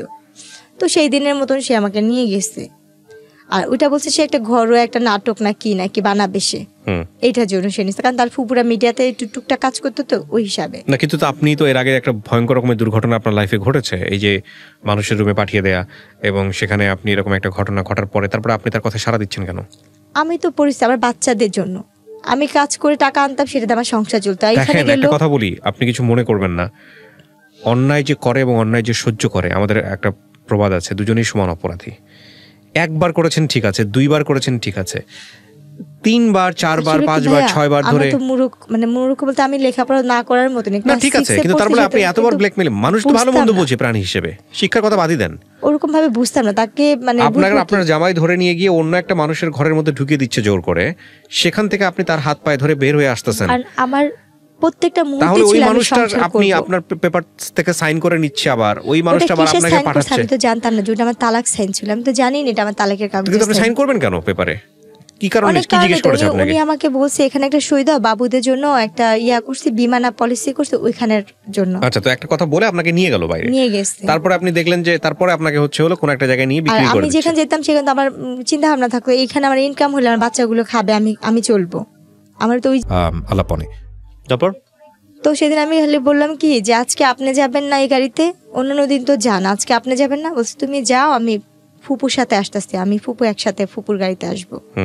তো যাক গেছে, যখন যাইতে যেতে অনেক যেখানে যেতেছে, আমি তো রাস্তাঘাট তো চিনি না, তখন আমি বলতেছি কি আর কত দূর যাবে, কোথায় অনুষ্ঠান? তখন ওই মেয়েরা বলতেছে কিসের অনুষ্ঠান হবে, কি হবে?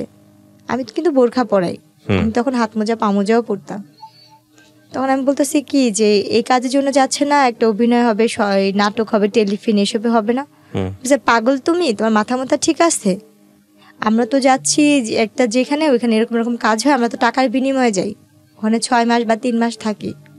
ভাই তখন যে আমি কি পরিমাণে কান্না করতেছি গাড়ির মধ্যে বসে, আর বলতেছি যে আল্লাহ একটা বার আমাকে এই গাড়ি থেকে একটু মুক্তি দেওয়ার ব্যবস্থা করো, আমি যেন এই গাড়িটা থেকে বের হইতে পারি।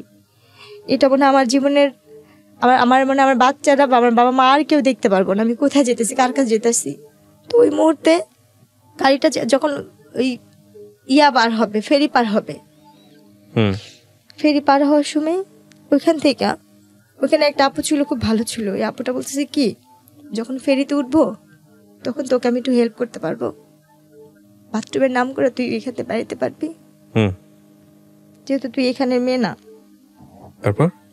এরপর যখন বাথরুমের নাম করে এখান থেকে বের হইলাম, আমি পলে ওইখানে একটা রুম, মানে উপরে যে থাকে যে বাথরুমের সাইডে, ওইদিকে একটা লোকের বললাম কি আমার ওই গাড়িটা তুলে নিয়ে যেতেছে, আমার একে একটু বাঁচাবেন। কয়েকজন লোক জমাট হইলো, বলতেছে কোন গাড়িটা? আমি কিছু বলবো না, কারণ আমি ভয় পাইতেছি। এদের কাছে বলি, এদের তো আমি চিনি, এরাও যদি আমার দুর্বলতার সুযোগটা কাজে লাগায়। আর আপুটা বলছে কাউকে বলবি না, তুই এখান থেকে পালাইতেছিস, তুই কাউকে বুঝতে দিবি না, তাহলে এইখানে যে পশুগুলি আছে সেগুলি তোর আরো ছিঁড়া ছিঁড়া খাইবো। আপনারা যারা শুনতেছেন বা দেখতেছেন তারা নিশ্চয়ই বুঝতে পারতেছেন যে একটা মেয়ের ভাগ্য কতটা দুর্ভাগ্য হতে পারে। আল্লাহ মাফ করুক যদি তার অর্থনৈতিকভাবে সে শক্তিশালী না হয়, তার পরিবার বা একটা রং হ্যান্ডে যদি পড়ে। এটা যে খুব গরিব হলেই যে এই ধরনের ঘটনা সবার ক্ষেত্রে কোনো বিষয়টা এরকম নয়। তবে এটা ঠিক যে ওর অর্থনৈতিক অবস্থা যদি ভালো থাকতো তাহলে হয়তো ওর জীবনটা আজকে এরকম হতো না। এরপরে ওইখান থেকে তখন অনেক রাত্র হয়েছে মনে হয়, তখন অনেক রাতই, ভালো মতনই রাত। তখন ওই সময় আমি লুকায় বাথরুমে বসে আসছি, বাথরুম থেকে বের হচ্ছি না, কোনোভাবে বের হচ্ছি না। আর আমি যে লোকগুলোকে বলছি ওই লোকগুলি আমাকে খুঁজতেছে। অনেকক্ষণ পরে ভালো করে বোরখার মুখটুক আটকে অন্য সাইডে এমনভাবে বের হলাম যে আমি কাউকে কিছু বলিনি, আমি যে কোনো গাড়ি থেকে পলাইছি বা কিছু, ওরকম কাউকে কিছু বুঝতে দিইনি। এরপর যখন ফেরিটা ঘাটে ভিড়লো, এরা তো খুঁজতেছে কোনোভাবে পাচ্ছে না। আমি গাড়িটাকেও দেখতেছি লুকা এক সাইডের থেকে ভিতরে। ওইখান থেকে দেখি কি গাড়ি থেকে 3-4 জন বের হয়েছে, চান্দমাথা যে লোক উনিও বের হচ্ছে। আমি তাড়াতাড়ি করে জোরে জোরে হাইটা আগে ফেরির মধ্যে যে খাবারের দোকানগুলো থাকে না, যে খাবার খায় হোটেল টোটেল, ওইখানের ভিতর ঢুকছি খুঁজে। ওইখানে ঢুকে আমি এক সাইডে গিয়ে এক পাশে যে দাঁড়া, মানে এমন ভাবে করতেছি যে আমি দোকান থেকে কিছু কিনতেছি, যাতে আমাকে কেউ না দেখে বা না করে। কারণ আমি তখন বুঝি যে আমার যে করি হোক আমার এই জায়গাতে বাঁচতে হবে, এবং আমি এইখান থেকে বাঁচার পরে ওই স্বামী নামে যে পশুটা ছিল তার সাথে আমি আর কোনো ধরনের যোগাযোগ করব না, তার সাথে আমি আর কোনো ধরনের সম্পর্কেই রাখবো না। আমার নসিবে যা আছে তাই হবে। কারণ আমি তো বাচ্চাদের রাখার জন্য, আমার বুকে রাখার জন্য আমি অনেক চেষ্টা করছি। আমার 2টা সন্তানকে আমি অনেক কষ্ট করে পালছি। আজকে আমার সেই বাচ্চাদের আমি চোখেও দেখি না, জানিও না কোথায় আছে, কিভাবে আছে, কিছুই জানি না। শুধু অভাবের কারণে আমি তার সব ধরনের অত্যাচার, সব ধরনের কথা আমি মাইনা নিচ্ছিলাম। এরপরে যে ওর গাড়িটা নেমে গেছে, গাড়িটার থাকে না, অপেক্ষা করে নেই আমার একজনের জন্য আর 10টা মেয়ে করবে, আর মানুষ যেহেতু ওখানে ভিড় হয়ে গেছে। এরপরে গিয়ে ওই গাড়িটা চলে গেল, আর আমি বসে রাখলাম যে এই ফেরিটা কখন আবার ওই পারে যাবে। ওখানে বসে থাকলাম যে কখন ঢাকার বাস আসবে। তখন আমি কি করলাম, অনেকক্ষণ বসে থাকার পর দেখতেছি যে ঢাকা লেখা যে বাসগুলো, তখন আমি বললাম কি এই বাসটা কি ঢাকা যাবে? পরে বলতেছে কি হ্যাঁ এটা তো ঢাকা যাবে। পরে আমি না বলছি ভাই আমার ব্যাগটা হারাই গেছে, আমার কাছে কোনো টাকা পয়সা নেই, আমাকে কি ঢাকা নেওয়া যাবে? পরে বলতেছে কি দেখতেছো আমার হাতে কোনো ব্যাগ নেই বা কোনো টাকা পয়সার মতো কিছু নাই। পরে আচ্ছা যান উঠেন, যদি যাত্রী বেশি হয় আপনাকে দাঁড়া যেতে হবে। আমি ঠিক আছে আমার কোনো সমস্যা, আমি দাঁড়াই যাব। তখন ওই বাসটাতে উঠলাম, ওই বাসটা যাত্রাবাড়িতে এসে নামলো। ওখান থেকে আমি একটা রিক্সা নিয়ে আমার মার বাসায় চলে আসলাম, কারণ আমার আর কোথাও যাওয়ার জায়গা নেই। মার বাসায় মার বাসায় উদ্দেশ্য করে বের হয়েছে ঠিকই, মাঝ রাস্তা না কেন জানি মনে হয় আমার ফুপু শাশুড়ির কাছে যা বলি তো সে যদি আমার বাচ্চাগুলিকে আইনা দেয়, ওনার কাছে আবার যাওয়ার জন্য করলাম। তারপর আমার মেজো ফুপু শাশুড়ির কাছে গেলাম, ওনার বাসায় কাজের মেয়ের মতো পড়ে আসি, ওনার পার্লারে কাজ করি, ওনার এটা করি সেটা করি, কিন্তু উনি কোনোভাবে আমার বাচ্চাই না দেয় না। উনিও দেখি আমাকে এটা ওইটা বলে, মানে বাজে ধরনের কথাই উনিও বলতেছে। হুম ওখানে আমি 1 মাসের মতো কাছাকাছি ছিলাম। আমার আম্মার সাথে ফোনে কন্ট্যাক্ট করলাম, যোগাযোগ করলাম। তখন আমার আম্মুর কাছে একটা ফোন আসছে, ছোট একটা মোবাইল চালায়। আম্মু বললো কি, তুই এখন ওই বাড়ির আশা করিস? তোর মতো সন্তান আমার আর দরকার নেই। যদি পারিস ওই জামাইয়ের তালাক দেয় আসতে পারে আসবি, আর না আসলে নাই। হুম তোর মতো মেয়ে আমার আর দরকার নেই। সেম আপনি যে কথাটা আমাকে বললেন না ভাইয়া, যে অন্যায় করে সেও অপরাধী, যে অন্যায় সহ্য করে সেও অপরাধী, হুম আমার মা আমাকে সেম ওই কথাটাই বলছে। তারপর ফুপুর বাসায় ফুপুরে খালি বলি, তো ফুপুর পার্লারের একটা মেয়ের অনুষ্ঠান, জন্মদিন অনুষ্ঠান, আমি তাকে রান্না বান্না করে দিলাম। পার্লারের মেয়ের জন্মদিন, ওই মেয়ের বার্থডেতে আমি রান্না বান্না সব কাজ করলাম। ওই মেয়ের নাকি একটা হাতের আংটি ভাইয়া হারায় গেছে। ওই আংটিটার জন্য আমার ফুপু শাশুড়ি এবং পার্লারের মেয়েরা মিললে আমাকে মারলো, হুম যে আমি নাকি সে আংটি চুরি করছি। কিন্তু আমি তো ওইখানে পড়ে আছি শুধু আমার বাচ্চাটার জন্যে। আমার যদি বাচ্চাগুলির আমার কাছে আইন না দেয়, ওই লোভে বা ওই বিনিময়ে, আমার স্বামীর লোভেও না, শুধু সন্তানদের লোভে আমি এখানে পড়ে থাকতাম। এরপরও আপনি হাজবেন্ডের কাছে ছিলেন এই না। ঘটনা? তাহলে তার কোথায়? কাছে, ফুপুর কাছে ছিলাম। ফুপুর কাছে ছিলেন? আর ফুপুর বাসায় ছিল তো একই তো কথা হলো তাও। না, সে তো ওইখানে আসেও না, তার সঙ্গে যোগাযোগও নেই। বা আমি যে তার ফুপুর বাসায় আছি সে এটা জানেও না। সে তো ওইখানে বাচ্চাদের নিয়েই নাই হয়ে গেছে। যে মেয়ের সাথে তার সম্পর্ক আছে সেই মেয়েকে নিয়ে সে অলরেডি সংসার করতেছে। পরে গিয়ে ওই মায়ের খাওয়ার পরে আর ওইখানে আর থাকিনি, চলে আসলাম। আয়সা বাবা মার কাছে বললাম যে ঠিক আছে আম্মু, আমি ওনারে তালাক দিয়ে দিব। আম্মু বলছে যে আগে তুই তালাক দিয়ে। আমি বলছি আমার কাছে টাকা পয়সা নেই। তুই কোথেকে দিবি, কিভাবে দিবি? আমি জানি না, আমি কি টাকা নিয়ে গাছ লাগা রাখছি? যোগাযোগই করবি না। তারপরে গিয়ে কাজে অফিসে গিয়ে বললাম যে আমি এরকম ছাড়তে চাই, আমার কাছে কোনো টাকা টুকা নেই, কেমনে কি ছাড়া যায়? বলছে আপনি 500 টাকাও যদি ম্যানেজ করে আনতে পারেন আমি এখান থেকে কাগজপত্র করে দিব।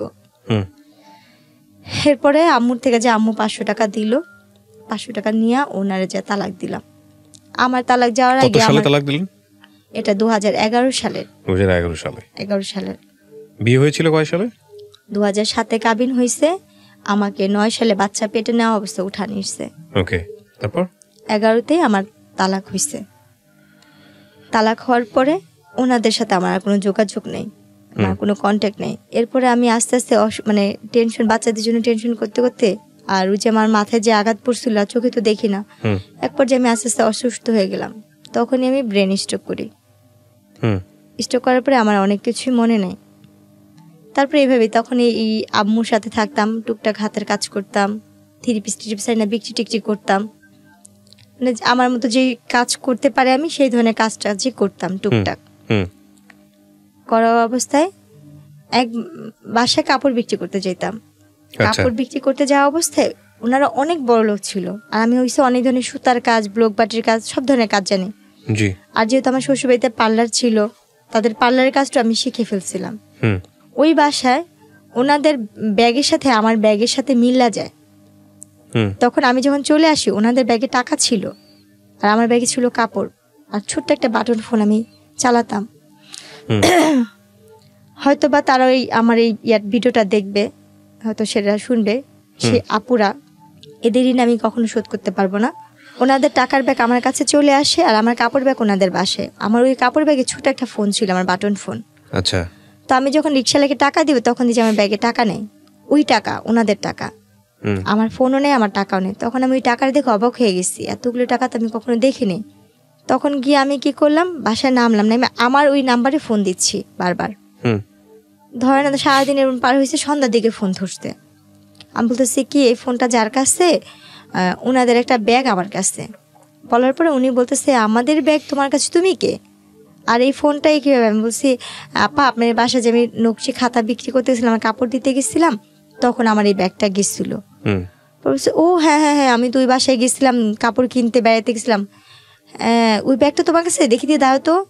পরে উনি দ্বন্দ্ব হয়ে ওই লাইনে থাকা হয়েছে। উনি বলছে কি তুমি কি জানো ওই ব্যাগে কি আছে? পরে আমি বলছি আমি জানি, আমার এটার প্রতি কোনো লোভ নেই। কি ছিল? টাকা ছিল। কত টাকা ছিল? ভাইয়া জানি না, কিন্তু এত টাকা কখনো চোখে দেখিনি, অনেকগুলো টাকাই ছিল। তারপর তখন উনি বলছে তোমার এই টাকার প্রতি কোনো লোভ নেই? আমি বলছি না আপা, আমার এই টাকার প্রতি কোনো লোভ নেই। তখন উনি বললো কি তুমি আসো গুলশান আসতে পারবা এই ব্যাগটা নিয়ে? আমি গুলশান জীবনে যাইনি, আমি চিনি না। পরে উনি বললো যে ধানমন্ডিতে আসতে পারবা? আমি তাও চিনি না, আমি কখনো যাইনি এসব জায়গায়, আমি কি করে চিনবো? তখন উনি আমাকে বলছে ঠিক আছে আমি কোথায় আসবো? আমি বলছি আমি তালতলা চিনি। তখন আমাদের এলাকার ভূতের আড্ডা একটা আছে রেস্টুরেন্ট, উনি ওখানে আসতে বলছে। আমি ব্যাগটা নিয়ে ওখানে গেছি, যার পর উনি আমার দিকে তাকায় রয়েছে আর আমার ব্যাগটা দেখতেছে, আর উনি আমার ব্যাগটা নিয়েই আসতে আইসনে মাথায় হাত দেয়, বলতেছে কি যে তোর মতো মেয়ে আমি খুব কম দেখছি রে, কিরে বোন তোর এই টাকার প্রতি কোনো লোভ লাগে নেই? আর আমি কান্না করে বললাম কি যে আপা আমার জীবনের সবচেয়ে দামি সম্পত্তিতে আমি হারায় ফেলছি, আর এই টাকা দিয়ে আমি আর কি করব? আমার জীবনে যে ছেলে মেয়ে আমার স্বামী সংসার, সেটাই তো এই টাকার জন্যই আমার জীবনটা আজকে এখানে। আমার বাবা মার টাকা ছিল না বলে আমি স্বামীর সংসার করতে পারিনি, যৌতুকের টাকা দিতে পারিনি, এটা আমার মূলত আমার অপরাধ ছিল। আমি গরিবের মেয়ে, আমার বাবা মা গরিব। তখন ওনার না খুব মায়া লাগছে আমার কথা শুনে, বলতেছে তুই এখান থেকে যে টাকা নিবি নিয়ে নিলে। বলছি না আপা আমার টাকা লাগবে না, যদি পারেন আমার একটা কাজ দিয়েন, আমি কাজ করব, আমার একটা কাজ দরকার, আমি যদি একটু চাকরি করতে পারতাম আমি তো লেখাপড়া জানি। তখন উনি আমাকে কি কাজ দিল, ওনার বাচ্চাদের স্কুলে নেওয়া আসার একটা কাজ দিল। আচ্ছা, ওনার বাচ্চাদের স্কুলে নিয়ে যেতে মানতাম, কিন্তু ওনার অনেক বড় লোক ছিল। এরপর একদিন ওনার বাচ্চারা অসুস্থ, একটা বাচ্চা অসুস্থ, ওনার ছেলে অপারেশন করবে, ছেলেটার অপারেশন করার সময় তাদের AB নেগেটিভ রক্তের গ্রুপ দরকার ছিল। ওই সময় ওই রক্তটা আমি দিই, আমি বলি যে আমি এই রক্তটা দিব। বলছে কি তোর কি রক্ত এটা? পরে আমি বললাম যে হ্যাঁ, আমার যখন আমি অসুস্থ ছিলাম তখন আমি শুনছি আমার এই রক্তের গ্রুপটা AB নেগেটিভ আপনার। AB নেগেটিভ রক্তের গ্রুপ, যেখানে ওনার বাচ্চার 3-4 ব্যাগ রক্ত লাগবে, সেখানে আমার 1 ব্যাগ আর 1 ব্যাগ ওনারা কিনে আনছে। এই 2 ব্যাগ দিয়ে ওনার বাচ্চাকে উনি ইয়ে করলো। তখন ওই যে রক্ত দিয়ে আমি তো কখনো রক্ত দিই নেই, রক্ত দিয়ে তো সাথে সাথে উঠতে হয় না। আমি কি করছি, রক্ত দিয়ে উঠে পড়ছি না, আমার চশমাটা পড়ে গেছে, ভাঙে গেছিল একটা ফ্রেম। তখন আমি অন্ধের মতো হাতা হাতা চশমা খুঁজতেছিলাম। তো ওই জিনিসটা ওই আপুটা ফলো করে বলতেছে কি তুই কি চশমা ছাড়া চোখে দেখিস না? এরপরে গিয়ে আমি বলতেছি কি আপা আমি তো চশমা ছাড়া চোখে দেখি না, আজকে 3 বছর ধরে আমার চোখের অবস্থা এরকম। পরে উনি না দেখে বলছে তুই কোনো ডাক্তার দেখাইছিস? আমি তো ডাক্তার দেখাইছি, ডাক্তাররা আমাকে অপারেশন করতে বলছে আর কি যেন পরীক্ষা করতে বলছে, করিনি টাকার জন্য। তখন উনি সাথে সাথে ওনার ড্রাইভারকে ডাক দিল আর ওনার ম্যানেজারকে ডাক দিল। আমাকে ওইখানে সাথে সাথে ওই মুহূর্তে আমাকে ওইখান থেকে জুস টুস খাওয়ায়া পানি টানি খাওয়া আমাকে নিয়ে গেল ডাক্তারখানায়। নিয়ে যাওয়ার পরে ওখানে আমি আমার চোখ পরীক্ষা করে কি ধরনের পরীক্ষা, অনেক ধরনের পরীক্ষা টরীক্ষা করার পরে বললো যে ওর যদি ইমিডিয়েটলি যদি ওই অপারেশন না করে ও আর কোনোদিন চোখে দেখতে পাবে না, আর ওর চোখে রক্ত জমাট হয়ে একটা পুঁজ তৈরি হয়েছে, একটা ইনফেকশন হয়ে গেছে ওর কর্নিয়াতে। তখন ওই মুহূর্তে আপারা আমাকে ডাক্তার দেখায় সবকিছু কমপ্লিট করে আমাকে পাসপোর্ট বানায় আমাকে চেন্নাইতে ডাক্তার দেখাবে, চেন্নাই থেকে। এরপরে কি করছে ওনারা, আমার সবকিছু করা শেষ, অপারেশন করা শেষ, ওনারা আমাকে খুশি হয়ে জায়গা কিনে দিবে। আচ্ছা, ওনারা আমাকে একটু জায়গা কিনে দিবে, যাতে বাড়িতে আপনি আছেন আর কি। হ্যাঁ, ওরা আপনাকে একটা জায়গা কিনে দিবে। হ্যাঁ, ওরা আমাকে একটা জায়গা দান করলো। আমার চোখের অপারেশন করা শেষ দিয়ে আমার একটা জায়গা কোথায় এটা দান করলো, এটা হচ্ছে ড্যামরা ইস্ট হেডকোয়ার্টার দিকে। আচ্ছা, কতটুকু জায়গা? 2 কাঠা। 2 কাঠা। আচ্ছা, আপনাকে একদম আপনার নামে লিখে দিয়েছে? সম্পূর্ণ আমার নামে লিখে কাগজপত্র করে দিয়েছে, দান করছে এটা আমাকে ওনারা। ওকে। আমার রেজিস্ট্রেশন দান করার পরে তো ওনারা আমাকে আর খুশি আর কিছু টাকা দিচ্ছিল, আর 2 লাখ টাকার মতো ওনারা আমাকে টাকা দিচ্ছিল, এটা দিয়ে তুই কিছু করিস, পড়াশোনা কর বা কিছু কর। ওনারা দেশের বাইরে সবাই চলে গেছে, আমার সাথে আর কোনো সম্পর্ক নেই, তারা চলে যাবে। ওনারা দেশের বাইরে চলে গেছে, যাওয়ার আগে আপনাকে হ্যাঁ এটা খুশি হয়ে দিয়ে গেছে। তো আমি ওই মুহূর্তে না ভাবছি কি, যেহেতু আমি লেখাপড়া যাই না, আমার 2টা বাচ্চা আছে, আমি ওই টাকাটা দিয়ে, যেহেতু আমার বাবা মাও খুব গরিব, ভাই বিয়ে করছে, ভাইয়ের মতো থাকে, যার মতো শেষে থাকে, আমি ওই টাকাটাকে বিদেশ যাওয়ার জন্য, তখন বিদেশে লোক নিতেছে বাসা বাড়ি, তখন বিদেশে গেলাম, এক দালাল ধরলাম, উনি আমার থেকে 1.5 লাখ টাকা নিল। এটা মহিলা দালাল ছিল, উনি বিদেশি লোক পাঠায়। উনি আমাকে কাজে দিল কি, হাসপাতালে ক্লিনারের কাজের কথা বলে উনি আমাকে সব কাগজপত্র করতে। আমি হাসপাতালে ক্লিনার হয়ে কাজে যাই, দুবাইতে পাঠাবে। সেখানে গিয়ে আমার সাথে আরেক ঘটে, আমার নসিবটাই এরকম। ওখানে যাওয়ার পরে আমি একটা ভার ডান্সারে পড়ি, ভার ক্লাবে। ওখানে যে মেন ভার ক্লাবের যে ম্যানেজার থাকে, ও আমার ভাইয়াকে আগে থেকেই চিনতো, আমার ভাইয়ের বন্ধু ছিল। আচ্ছা, আমার ভাইয়াকে চিনতো, জানতো। উনি আমাকে এয়ারপোর্ট থেকে বলতেছে তুমি অমুকের বোন না? আমি বলছি হ্যাঁ। পরে বলতেছে যে তুমি আমাকে চিনো? আমি বলছি না, আপনার কথা আমার ভালো করে মনে নেই। বলছি তোমার না বিয়ে হয়েছিল, এরকম হয়েছিল?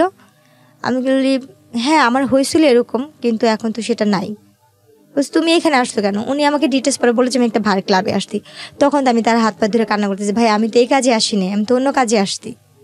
বলছে আল্লাহ তুমি এই কথা আগে জানতা না? বলছি না। তখন উনি কী করলো, ওইখানের একটা মেয়ে ছিল ডান্সার, ওই আপুদের 2টা আপুকে বললো যে দেখ ও কিন্তু যাই না আসে নাই, মালিকের বউ কিন্তু ওর অনেক মারবো, ওই জন্য ক্লাবে না যেতে পারে বা ইয়া করে ওটা ব্যবস্থা করিস, স্টেজে উঠতে হবে। এখন তো আমি স্টেজে উঠবো না, আমি কানাকাটি করতেছি, আর আমি সেরকম পোশাক নিই না, আমি তো হাসপাতালে চাকরির জন্য 3 পিস নিচ্ছি আমার, আর ওখানে হয়েছে লেহেঙ্গা স্কার্ট টিস্কার্ট পরে নাচতে হয়, সেটা আমি তো নিইনি। তখন ওই মালিকের বউকে বলে কি ওরে উঠায় না, যে টাকা লাগে আমি দিব, ওকে রাখেন। তো উনি বলছে কি না আমি করে ধুয়ে পানি খাবো, বলছে না আমি দিব ভাই। বলার পরে বলছে ঠিক আছে। তো 2 দিন আমি ভালোই ছিলাম, কিছু করে না। 2 দিন পর ও টাকা দেয় না, এখন আমাকে মারধর করতেছে, উঠাবে। ও আমার সাথে কি বড় বেমানিটা করতে, আর মানুষকে বিশ্বাস করে যে প্রতারণা করে, যেটা আমার মতো আর কেউ যেন না করে। আমি ওখানে যাই, ওই আপুগুলো আমাকে বলে যে দেখো তোমার তো এখানে আসতো, তুমি এক কাজ করো, 3 মাসের ব্যাপারই তো, এখানে শুধু নাচতেই হয়, খারাপ কিছু না, তুমি শুধু ডান্স করো, এখানে ডান্স করলে তুমি তোমার একটা পারিশ্রমের যে একটা ফল এটা নিয়ে যেতে পারো, এখানে তোমার অনুমতি ছাড়া কোনো খারাপ কাজ হবে না। দুবাইতে এরকম কোনো নিয়ম নেই। কিন্তু আমি বুঝি নেই ভাইয়া, আমাকে যে আমার স্বামী যেটা বলছে আমি সেটা, উনি বলছে কি এখানে নাচলেই তুমি খারাপ হইব। আমি ওই জিনিসটাই ধরে যে আমি তো একবার তো অনেক কিছু দেখে আসছি খারাপ জগতের, আমি তো আর কোনো কিছু করতে চাই না, বা আমি তো আমার নিজের দেহটাকে বিক্রি করা ছাড়া সবকিছুই করছি, জীবনে অনেক ধরনের মোকাবেলা করে আসছি, আমি আর কিছু করতে চাই না, আমি একটু সৎভাবে বাঁচতে চাই, সেটা পরিশ্রম করে 1 টাকা হইলে আমি নিয়ে খাবো। তখন আমি না ওর হাতে পায়ে জড়া ধরলাম যে ভাইয়া আমাকে এখান থেকে পাঠা দেওয়ার ব্যবস্থা করেন না, আমার বাবা মার কাছে আমার 2 কাঠা জায়গা আছে, আমি সেটা বিক্রি করে আপনাকে টাকা দিব দরকার হয়। এই কথাটা আমি ওকে নিজে থেকেই বললাম যে আমার 2 কাঠা জায়গা আছে, আমি বিক্রি করে দরকার আপনাকে টাকা দিব। তখন ও চুপচাপ থেকে তারপর দিন আমাকে বলছে তুমি যদি এখান থেকে বাঁচতে চাও তোমাকে আমার বিয়ে করতে হবে, আমাকে যদি তুমি বিয়ে না করো তাহলে তুমি এখান থেকে বাঁচতে পারবে না। তো এইভাবে ফুসলায় আপনাকে বিয়ে করে। হ্যাঁ, ও যখন ওইখানে বলছে আর আমি তো ওইখানে অসহায়ের মতন, তখন আমি না আমার মার সাথে এই কথা বলতে, আমার তো ফোন নাই, ওরে বললাম যে আমার মার সাথে একবার কথা বলতে দেন না, কেউ আমার মার সাথে যোগাযোগ করতে দিল না।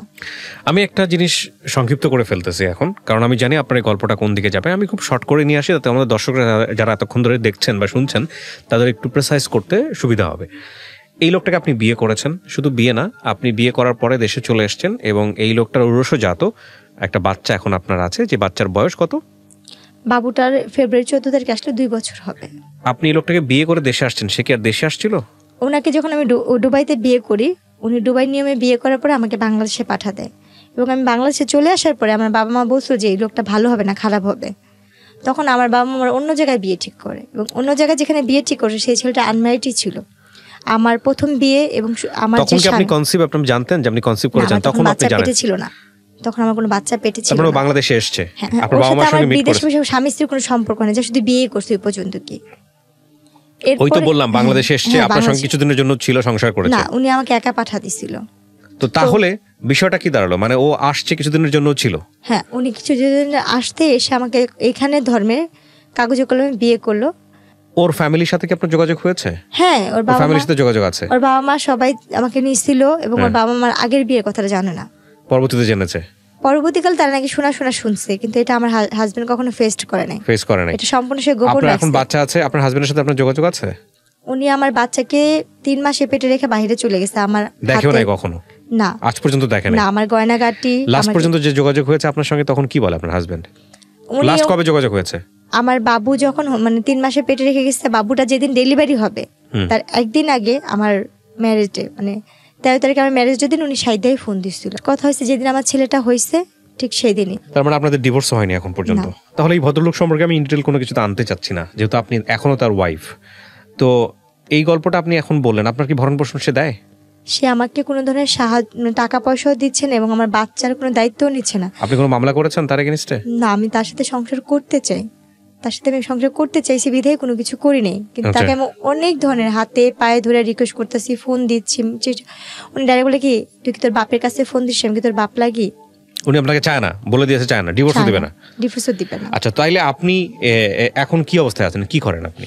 আমার এই ছেলেটাকে আমি 3 মাসে পেটে নিয়ে মানুষের বাসা, আমার বাবা মা আমাকে মাইনা নেন, আমি তো একা বিয়ে করছি, এই জন্য মেনে নেয় না। তো আপনি এখন মানুষের বাসায় কাজ করেন, 3 মাসে পেটে নিয়ে আপনার বাচ্চাটাকে নিয়ে মানুষের বাসায় থাকেন? হ্যাঁ। আচ্ছা, আমি যে কাজ করি কি আমাকে কাজেও রাখতে চায় না, আমার চেহারা আমি মুখ ঢেকে কাজ করি। এক্স্যাক্টলি, আপনি মুখ ঢেকে কাজ করেন, এবং আপনাকে আমি বলেছিলাম যখন আমি ভিডিওটা করি শুরুতে যে 1 বছর ধরে আমি আপনাকে ঘুরিয়েছি এই গল্পটা প্রচার করার আগে। প্রত্যেকটা ওয়াক্তের নামাজে আমি শুধু একটা কথাই বলি যে আল্লাহ যেন আমার আর আমার ছেলে হ্যাঁ, এই আল্লাহ তো 6 দিন, 7 সবকিছু দিনও দিতে না পারে, তো খেয়ে আল্লাহর কাছে ছিলাম। আপনি ভালো জিনিস চাবেন, আপনি কেন খারাপ জিনিস চান? ভাই ভালো জিনিস তো অনেক চাইছি। ধৈর্য ধারণ করেন, আসলে পুরো না। লাইফটাই একটা এক্সাম, ধৈর্য ধারণ করেন। শোনেন, আপনি আজকে এই গল্পটা বললেন, আমি জানি আপনি মানুষের কাছে সাহায্য প্রার্থী এই অর্থে যে আপনার একটা ব্যবস্থা হোক, কাজের ব্যবস্থা হোক, আপনার ছেলেটার একটা ভবিষ্যৎ নিশ্চিত হোক, এই অর্থে আপনার সঙ্গে যোগাযোগ করার রাস্তা আমি ওপেন করে দিব, যে কেউ চাইলে আপনার সঙ্গে যোগাযোগ করতে পারবে। কিন্তু আপনি যে কারণে মানুষের বাসায় যান না কাজ করতে বা কাজে নেয় না, ঠিক একই সমস্যা কিন্তু এখানেও তৈরি হবে। আপনি কি বুঝতে পারছেন আমার হ্যাঁ, কথাটা? আপনি আমাকে এটা বলছিলেন বলছে না, 1 এখানে বছর ধরে আমি আপনাকে বলছি। 1.5 বছরের প্রায় হ্যাঁ, আমি বলছি আমার কিন্তু। বাবুকে 3 মাসের থেকে শুরু করে আমি আপনাদের এখানে অনেক ফোন দিছি, অনেক যোগাযোগ করছি, কোনোভাবে না। তারপর বাবুকে 5 মাসে 6 মাসে নিয়ে আমি এখানে ডাইরেক্ট আসছিলাম এই অফিসে। রাইট, আমি সেটাই বলতেছি যে সেই সমস্যাটা এখানেও তৈরি হবে। তারপরেও কি আপনি আপনার ফোন নাম্বার দিতে চাচ্ছেন যোগাযোগ করার জন্য? আমি কেন দিতে চাচ্ছি ভাই, আমার দেওয়ালে পিঠ থেকে গেছে, আমার কোনোভাবে উপায় নেই। আমার বাচ্চাটাকে নিয়ে আপনারা কিন্তু জানেন আমি ফাঁসি দিতে গেছিলাম আমার ছেলেটাকে নিয়ে, অভাবের কারণে। আমার ছেলেটা দুধ খেতে পারে না, আমার ছেলেটা দুধের জন্য কান্না করে, আমি ওর দুধ কিনা খাওয়াইতে পারি না, আমি ওর ভাতের মার খাওয়াই। প্রিয় দর্শক এবং শ্রোতা, আমি সবকিছু আপনাদের কাছে ওপেন করেছি। আমার 2টা সন্তান আমি হারাইছি, আমি এই বাচ্চাটাকে নিয়ে বাঁচতে এই চাই। গল্পটা অনেক কিছু শেখার আছে এই গল্প থেকে, যে একজন নারীর যদি শক্ত ভিত্তি তার পায়ের নিচে না থাকে। আমি এই ধরনের গল্প আপনাদের সামনে বহুবার উপস্থাপন করেছি, বহুবার, যে শক্ত ভিত্তি যদি তার পায়ের নিচে না থাকে, অর্থনৈতিক ভিত্তি যদি শক্তি না হয়, ডিসিশন নেবার ক্ষমতা যদি তার না থাকে, তাহলে একটা নারীর জীবন কতটা বিষে ভরা হতে পারে, সামাজিকভাবে সে কতটা পশ্চাৎপদ অবস্থার মধ্যে থাকতে পারে, সেটা হচ্ছে বাস্তব উদাহরণ। আরেকটি মানবিকতার জায়গা আছে আজকের এই জীবন গল্পে। আপনার এই মানুষটির সবচেয়ে বড় যে সমস্যাটি হয়েছে, সে যেখানে কাজ করতে যাবে চেহারাই তার জন্যে কাল হয়ে দাঁড়িয়েছে। আমরা আমাদের এই অনুষ্ঠানে অনেক মানবিকতার উদাহরণ দেখেছি। আমি চাই আমাদের এই বোনটির একটা ব্যবস্থা হোক। যিনি করতে পারবেন তার জন্য আমার অফুরন্ত দোয়া থাকবে। আমি নাম্বারটি ওপেন করে দিচ্ছি, বাট আপনাদের কাছে বিনীত রিকোয়েস্ট হচ্ছে, মানুষের পরিচয় দিয়েন, অ্যাটলিস্ট অমানুষের পরিচয় দিয়েন না, সাহায্য যদি করতে না পারেন। আমি এখানে পুরো গল্পেই, প্রিয় দর্শক এবং শ্রোতা, অনেক বিষয়গুলো বিস্তারিত আনার প্রয়োজনও মনে করিনি, কারণ আমি জানি ওর জীবনের যে উপাখ্যান সেটা ঘন্টার পর ঘন্টা চলতে পারে। সব কিছুর একটা ধৈর্য শক্তি আছে। যারা এই অনুষ্ঠানটি দেখছেন 1 ঘন্টা 1.5 ঘন্টা ধরে, বা যারা শুনবেন রেডিওতে ঘন্টা 2-1 মতো, তাদেরও একটা ধৈর্যের ব্যাপার আছে। আমি শুধু আপনাদেরকে বিনীত অনুরোধ করতে চাই, আমার এই অনুষ্ঠানের মাধ্যমে যদি এই বোনটির একটা কর্মসংস্থান হয়ে যায় বা একটা স্বাভাবিক জীবনে সে যেতে পারে, সেটা নিঃসন্দেহে অনেক বড় পাওয়া হবে। এবং একই সাথে যারা কিছুই করতে পারবে না, দোয়া করবেন ওর জন্যে। এবং যদি শেখার কোনো কিছু থাকে তাহলে অবশ্যই বলবো যে পায়ের নিচে মাটি শক্ত না করে কোনোভাবেই এমন কোনো সম্পর্কে জড়ানো উচিত না, বা কাউকে ইন্সপায়ারও করা উচিত না যে যাতে করে তার জীবনটা দুর্বিষহ হতে পারে। আমি শেষ একটা প্রশ্ন করব, তারপরে হলো আপনাকে আমি আপনার যোগাযোগ নাম্বারটা এখানে দিতে বলবো, যে নাম্বারে যদি কেউ সাহায্য করতে চায় সে যেন যোগাযোগ করতে পারে, এবং সেটা আপনি স্বেচ্ছায় করছেন, সমস্ত কিছু জেনে শুনে করছেন। আপনি আমাকে বলেন, আপনার তো 2 কাঠা জমি আছে, আপনি চাইলে ওটা বিক্রি করে দিয়ে তো একটা কিছু করতে পারতেন, কেন করেননি? ভাইয়া ওইটা এমনভাবে যারা আমাকে দিচ্ছে আমি বিক্রি করতে পারবো না। এভাবে দেয়া আছে? হ্যাঁ, এভাবে দেওয়া আছে। নাহলে তো আমি ওইটা বিক্রি করলে আপনার 3 লাখ করে 12 লাখ করে কাঠা হইলে আমি 2 কাঠা বিক্রি করলে হয়তো নিচের পক্ষে 4 লাখ বা 5 লাখ টাকা হয়তো বা পাবো, কিন্তু এটা এমনভাবে তারা দিচ্ছে আমি বিক্রি করতে পারবো না। আচ্ছা, আমি নাম্বারটি দেওয়ার আগে আপনাকে আবারও সতর্ক করছি, এই নাম্বারটি দেওয়ার ফলে কোনো লিসনারের সঙ্গে, কোনো ভিউয়ার্সের সঙ্গে যে কোনো ধরনের ব্যক্তিগত সম্পর্কে জড়ানো, যে কোনো ধরনের নেগেটিভ কোনো কিছু তৈরি হওয়া, বা কোনো ধরনের কোনো কিছু যেটা আপনার জীবনের জন্য দুর্বিষহ হতে পারে, সেটার দায় দায়িত্ব সম্পূর্ণই আপনার। এ বিষয়ে ঢাকা FM বা আমি RJ কিবরিয়া কোনো ধরনের দায় নিব না। এটা জেনে শুনে আপনি নাম্বারটা দিচ্ছেন। কার সঙ্গে আপনি কথা বলবেন, কার সঙ্গে আপনি সম্পর্কে জড়াবেন, কার সঙ্গে আপনার কি হবে না হবে, সমস্ত কিছু আপনার। এখানে আমাদের কোনো দায় নেই। আপনি কি বুঝতে পেরেছেন আমার কথাটা? হ্যাঁ, সেটা বুঝতে পারছি। জেনে শুনে আপনি দিচ্ছেন। আপনার যদি ভালো হয় সেটাও আপনার, যদি মন্দ হয় সেটাও আপনার। ঠিক আমি আছে? এখানে সবার কাছে শুধু একটা কথাই বলবো, আমার জীবনে প্রথম যেটা হয়েছে আমার বাবা আমার ভুলের কারণে, অভাবের কারণে আমার বাবা আমাকে বিয়ে দিচ্ছে। রাইট। এটা হয়েছে আমার তরফ থেকে কথা। আমার মতো জেসমিন যারা সবার ঘরে জন্ম হয়েছে, যারা গরিব ফ্যামিলি, বিশেষ করে এদের বাবা মা যদি রিক্সাও চালায় ভাত খাওয়া সন্তানকে যেন অল্প বয়সে বিয়ে না দেয়, এটা থাকবে। আর এখান থেকে আমি কি পাবো আমি সেটা জানি না। মানে চেয়ারের কারণে একটা বড় লোকের ঘরে দিয়ে দেয়, এটাও যেন না করে। কিন্তু- বলেন, আপনি আপনার সঙ্গে যোগাযোগ করার নাম্বারটি বলেন প্লিজ। এটা কি আপনার নামে রেজিস্ট্রেশন করা আছে ফোন নাম্বারগুলো? আমরা কিন্তু চেক করিনি। হ্যাঁ, বলেন। আমার নামে বলেন। 01945887880। আচ্ছা, আরেকটা? আরেকটা হয়েছে 01300738385। আচ্ছা, আপনি যে দুটো নাম্বার দিলেন এই দুটো নাম্বারে কি বিকাশ করা আছে বা নগদ করা আছে? আচ্ছা, প্রিয় দর্শক এবং শ্রোতা, আমি বারবারই আপনাদেরকে বলি, এই দুটো নাম্বার আসলে ওর যতটা আর্থিক সাহায্য দরকার তার চেয়ে বেশি দরকার ওর একটা কর্মসংস্থানের, তার চেয়ে বেশি দরকার ওর সন্তানের সিকিউরিটি। আমি ইন্সপায়ার করব যে ওর অন্তত এই জায়গাটা আপনারা এনশিওর করেন।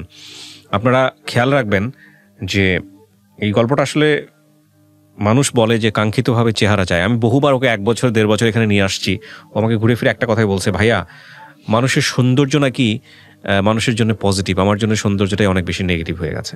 তো সেই জায়গাটা থেকে চলেন, ওর জন্য আমরা যদি পারি ওর একটা কাজের ব্যবস্থা করি, ওর একটা কর্মসংস্থানের ব্যবস্থা করি, এবং যে যেভাবে পারেন ওর পাশে দাঁড়ান। আমরা চাই ওর সন্তানের একটা ভবিষ্যৎ হোক। আমি আমার জায়গা থেকে আপনার গল্পটা 1.5 বছর ধরে আপনাকে ঘুরিয়ে প্রত্যেকবারই আপনাকে আমি ইন্সপায়ার করেছি গল্পটা না বলার জন্য। আমি কি ঠিক বলেছি? হ্যাঁ, আপনি আমাকে অনেকবার না ফিরাই বলছেন। দিছি।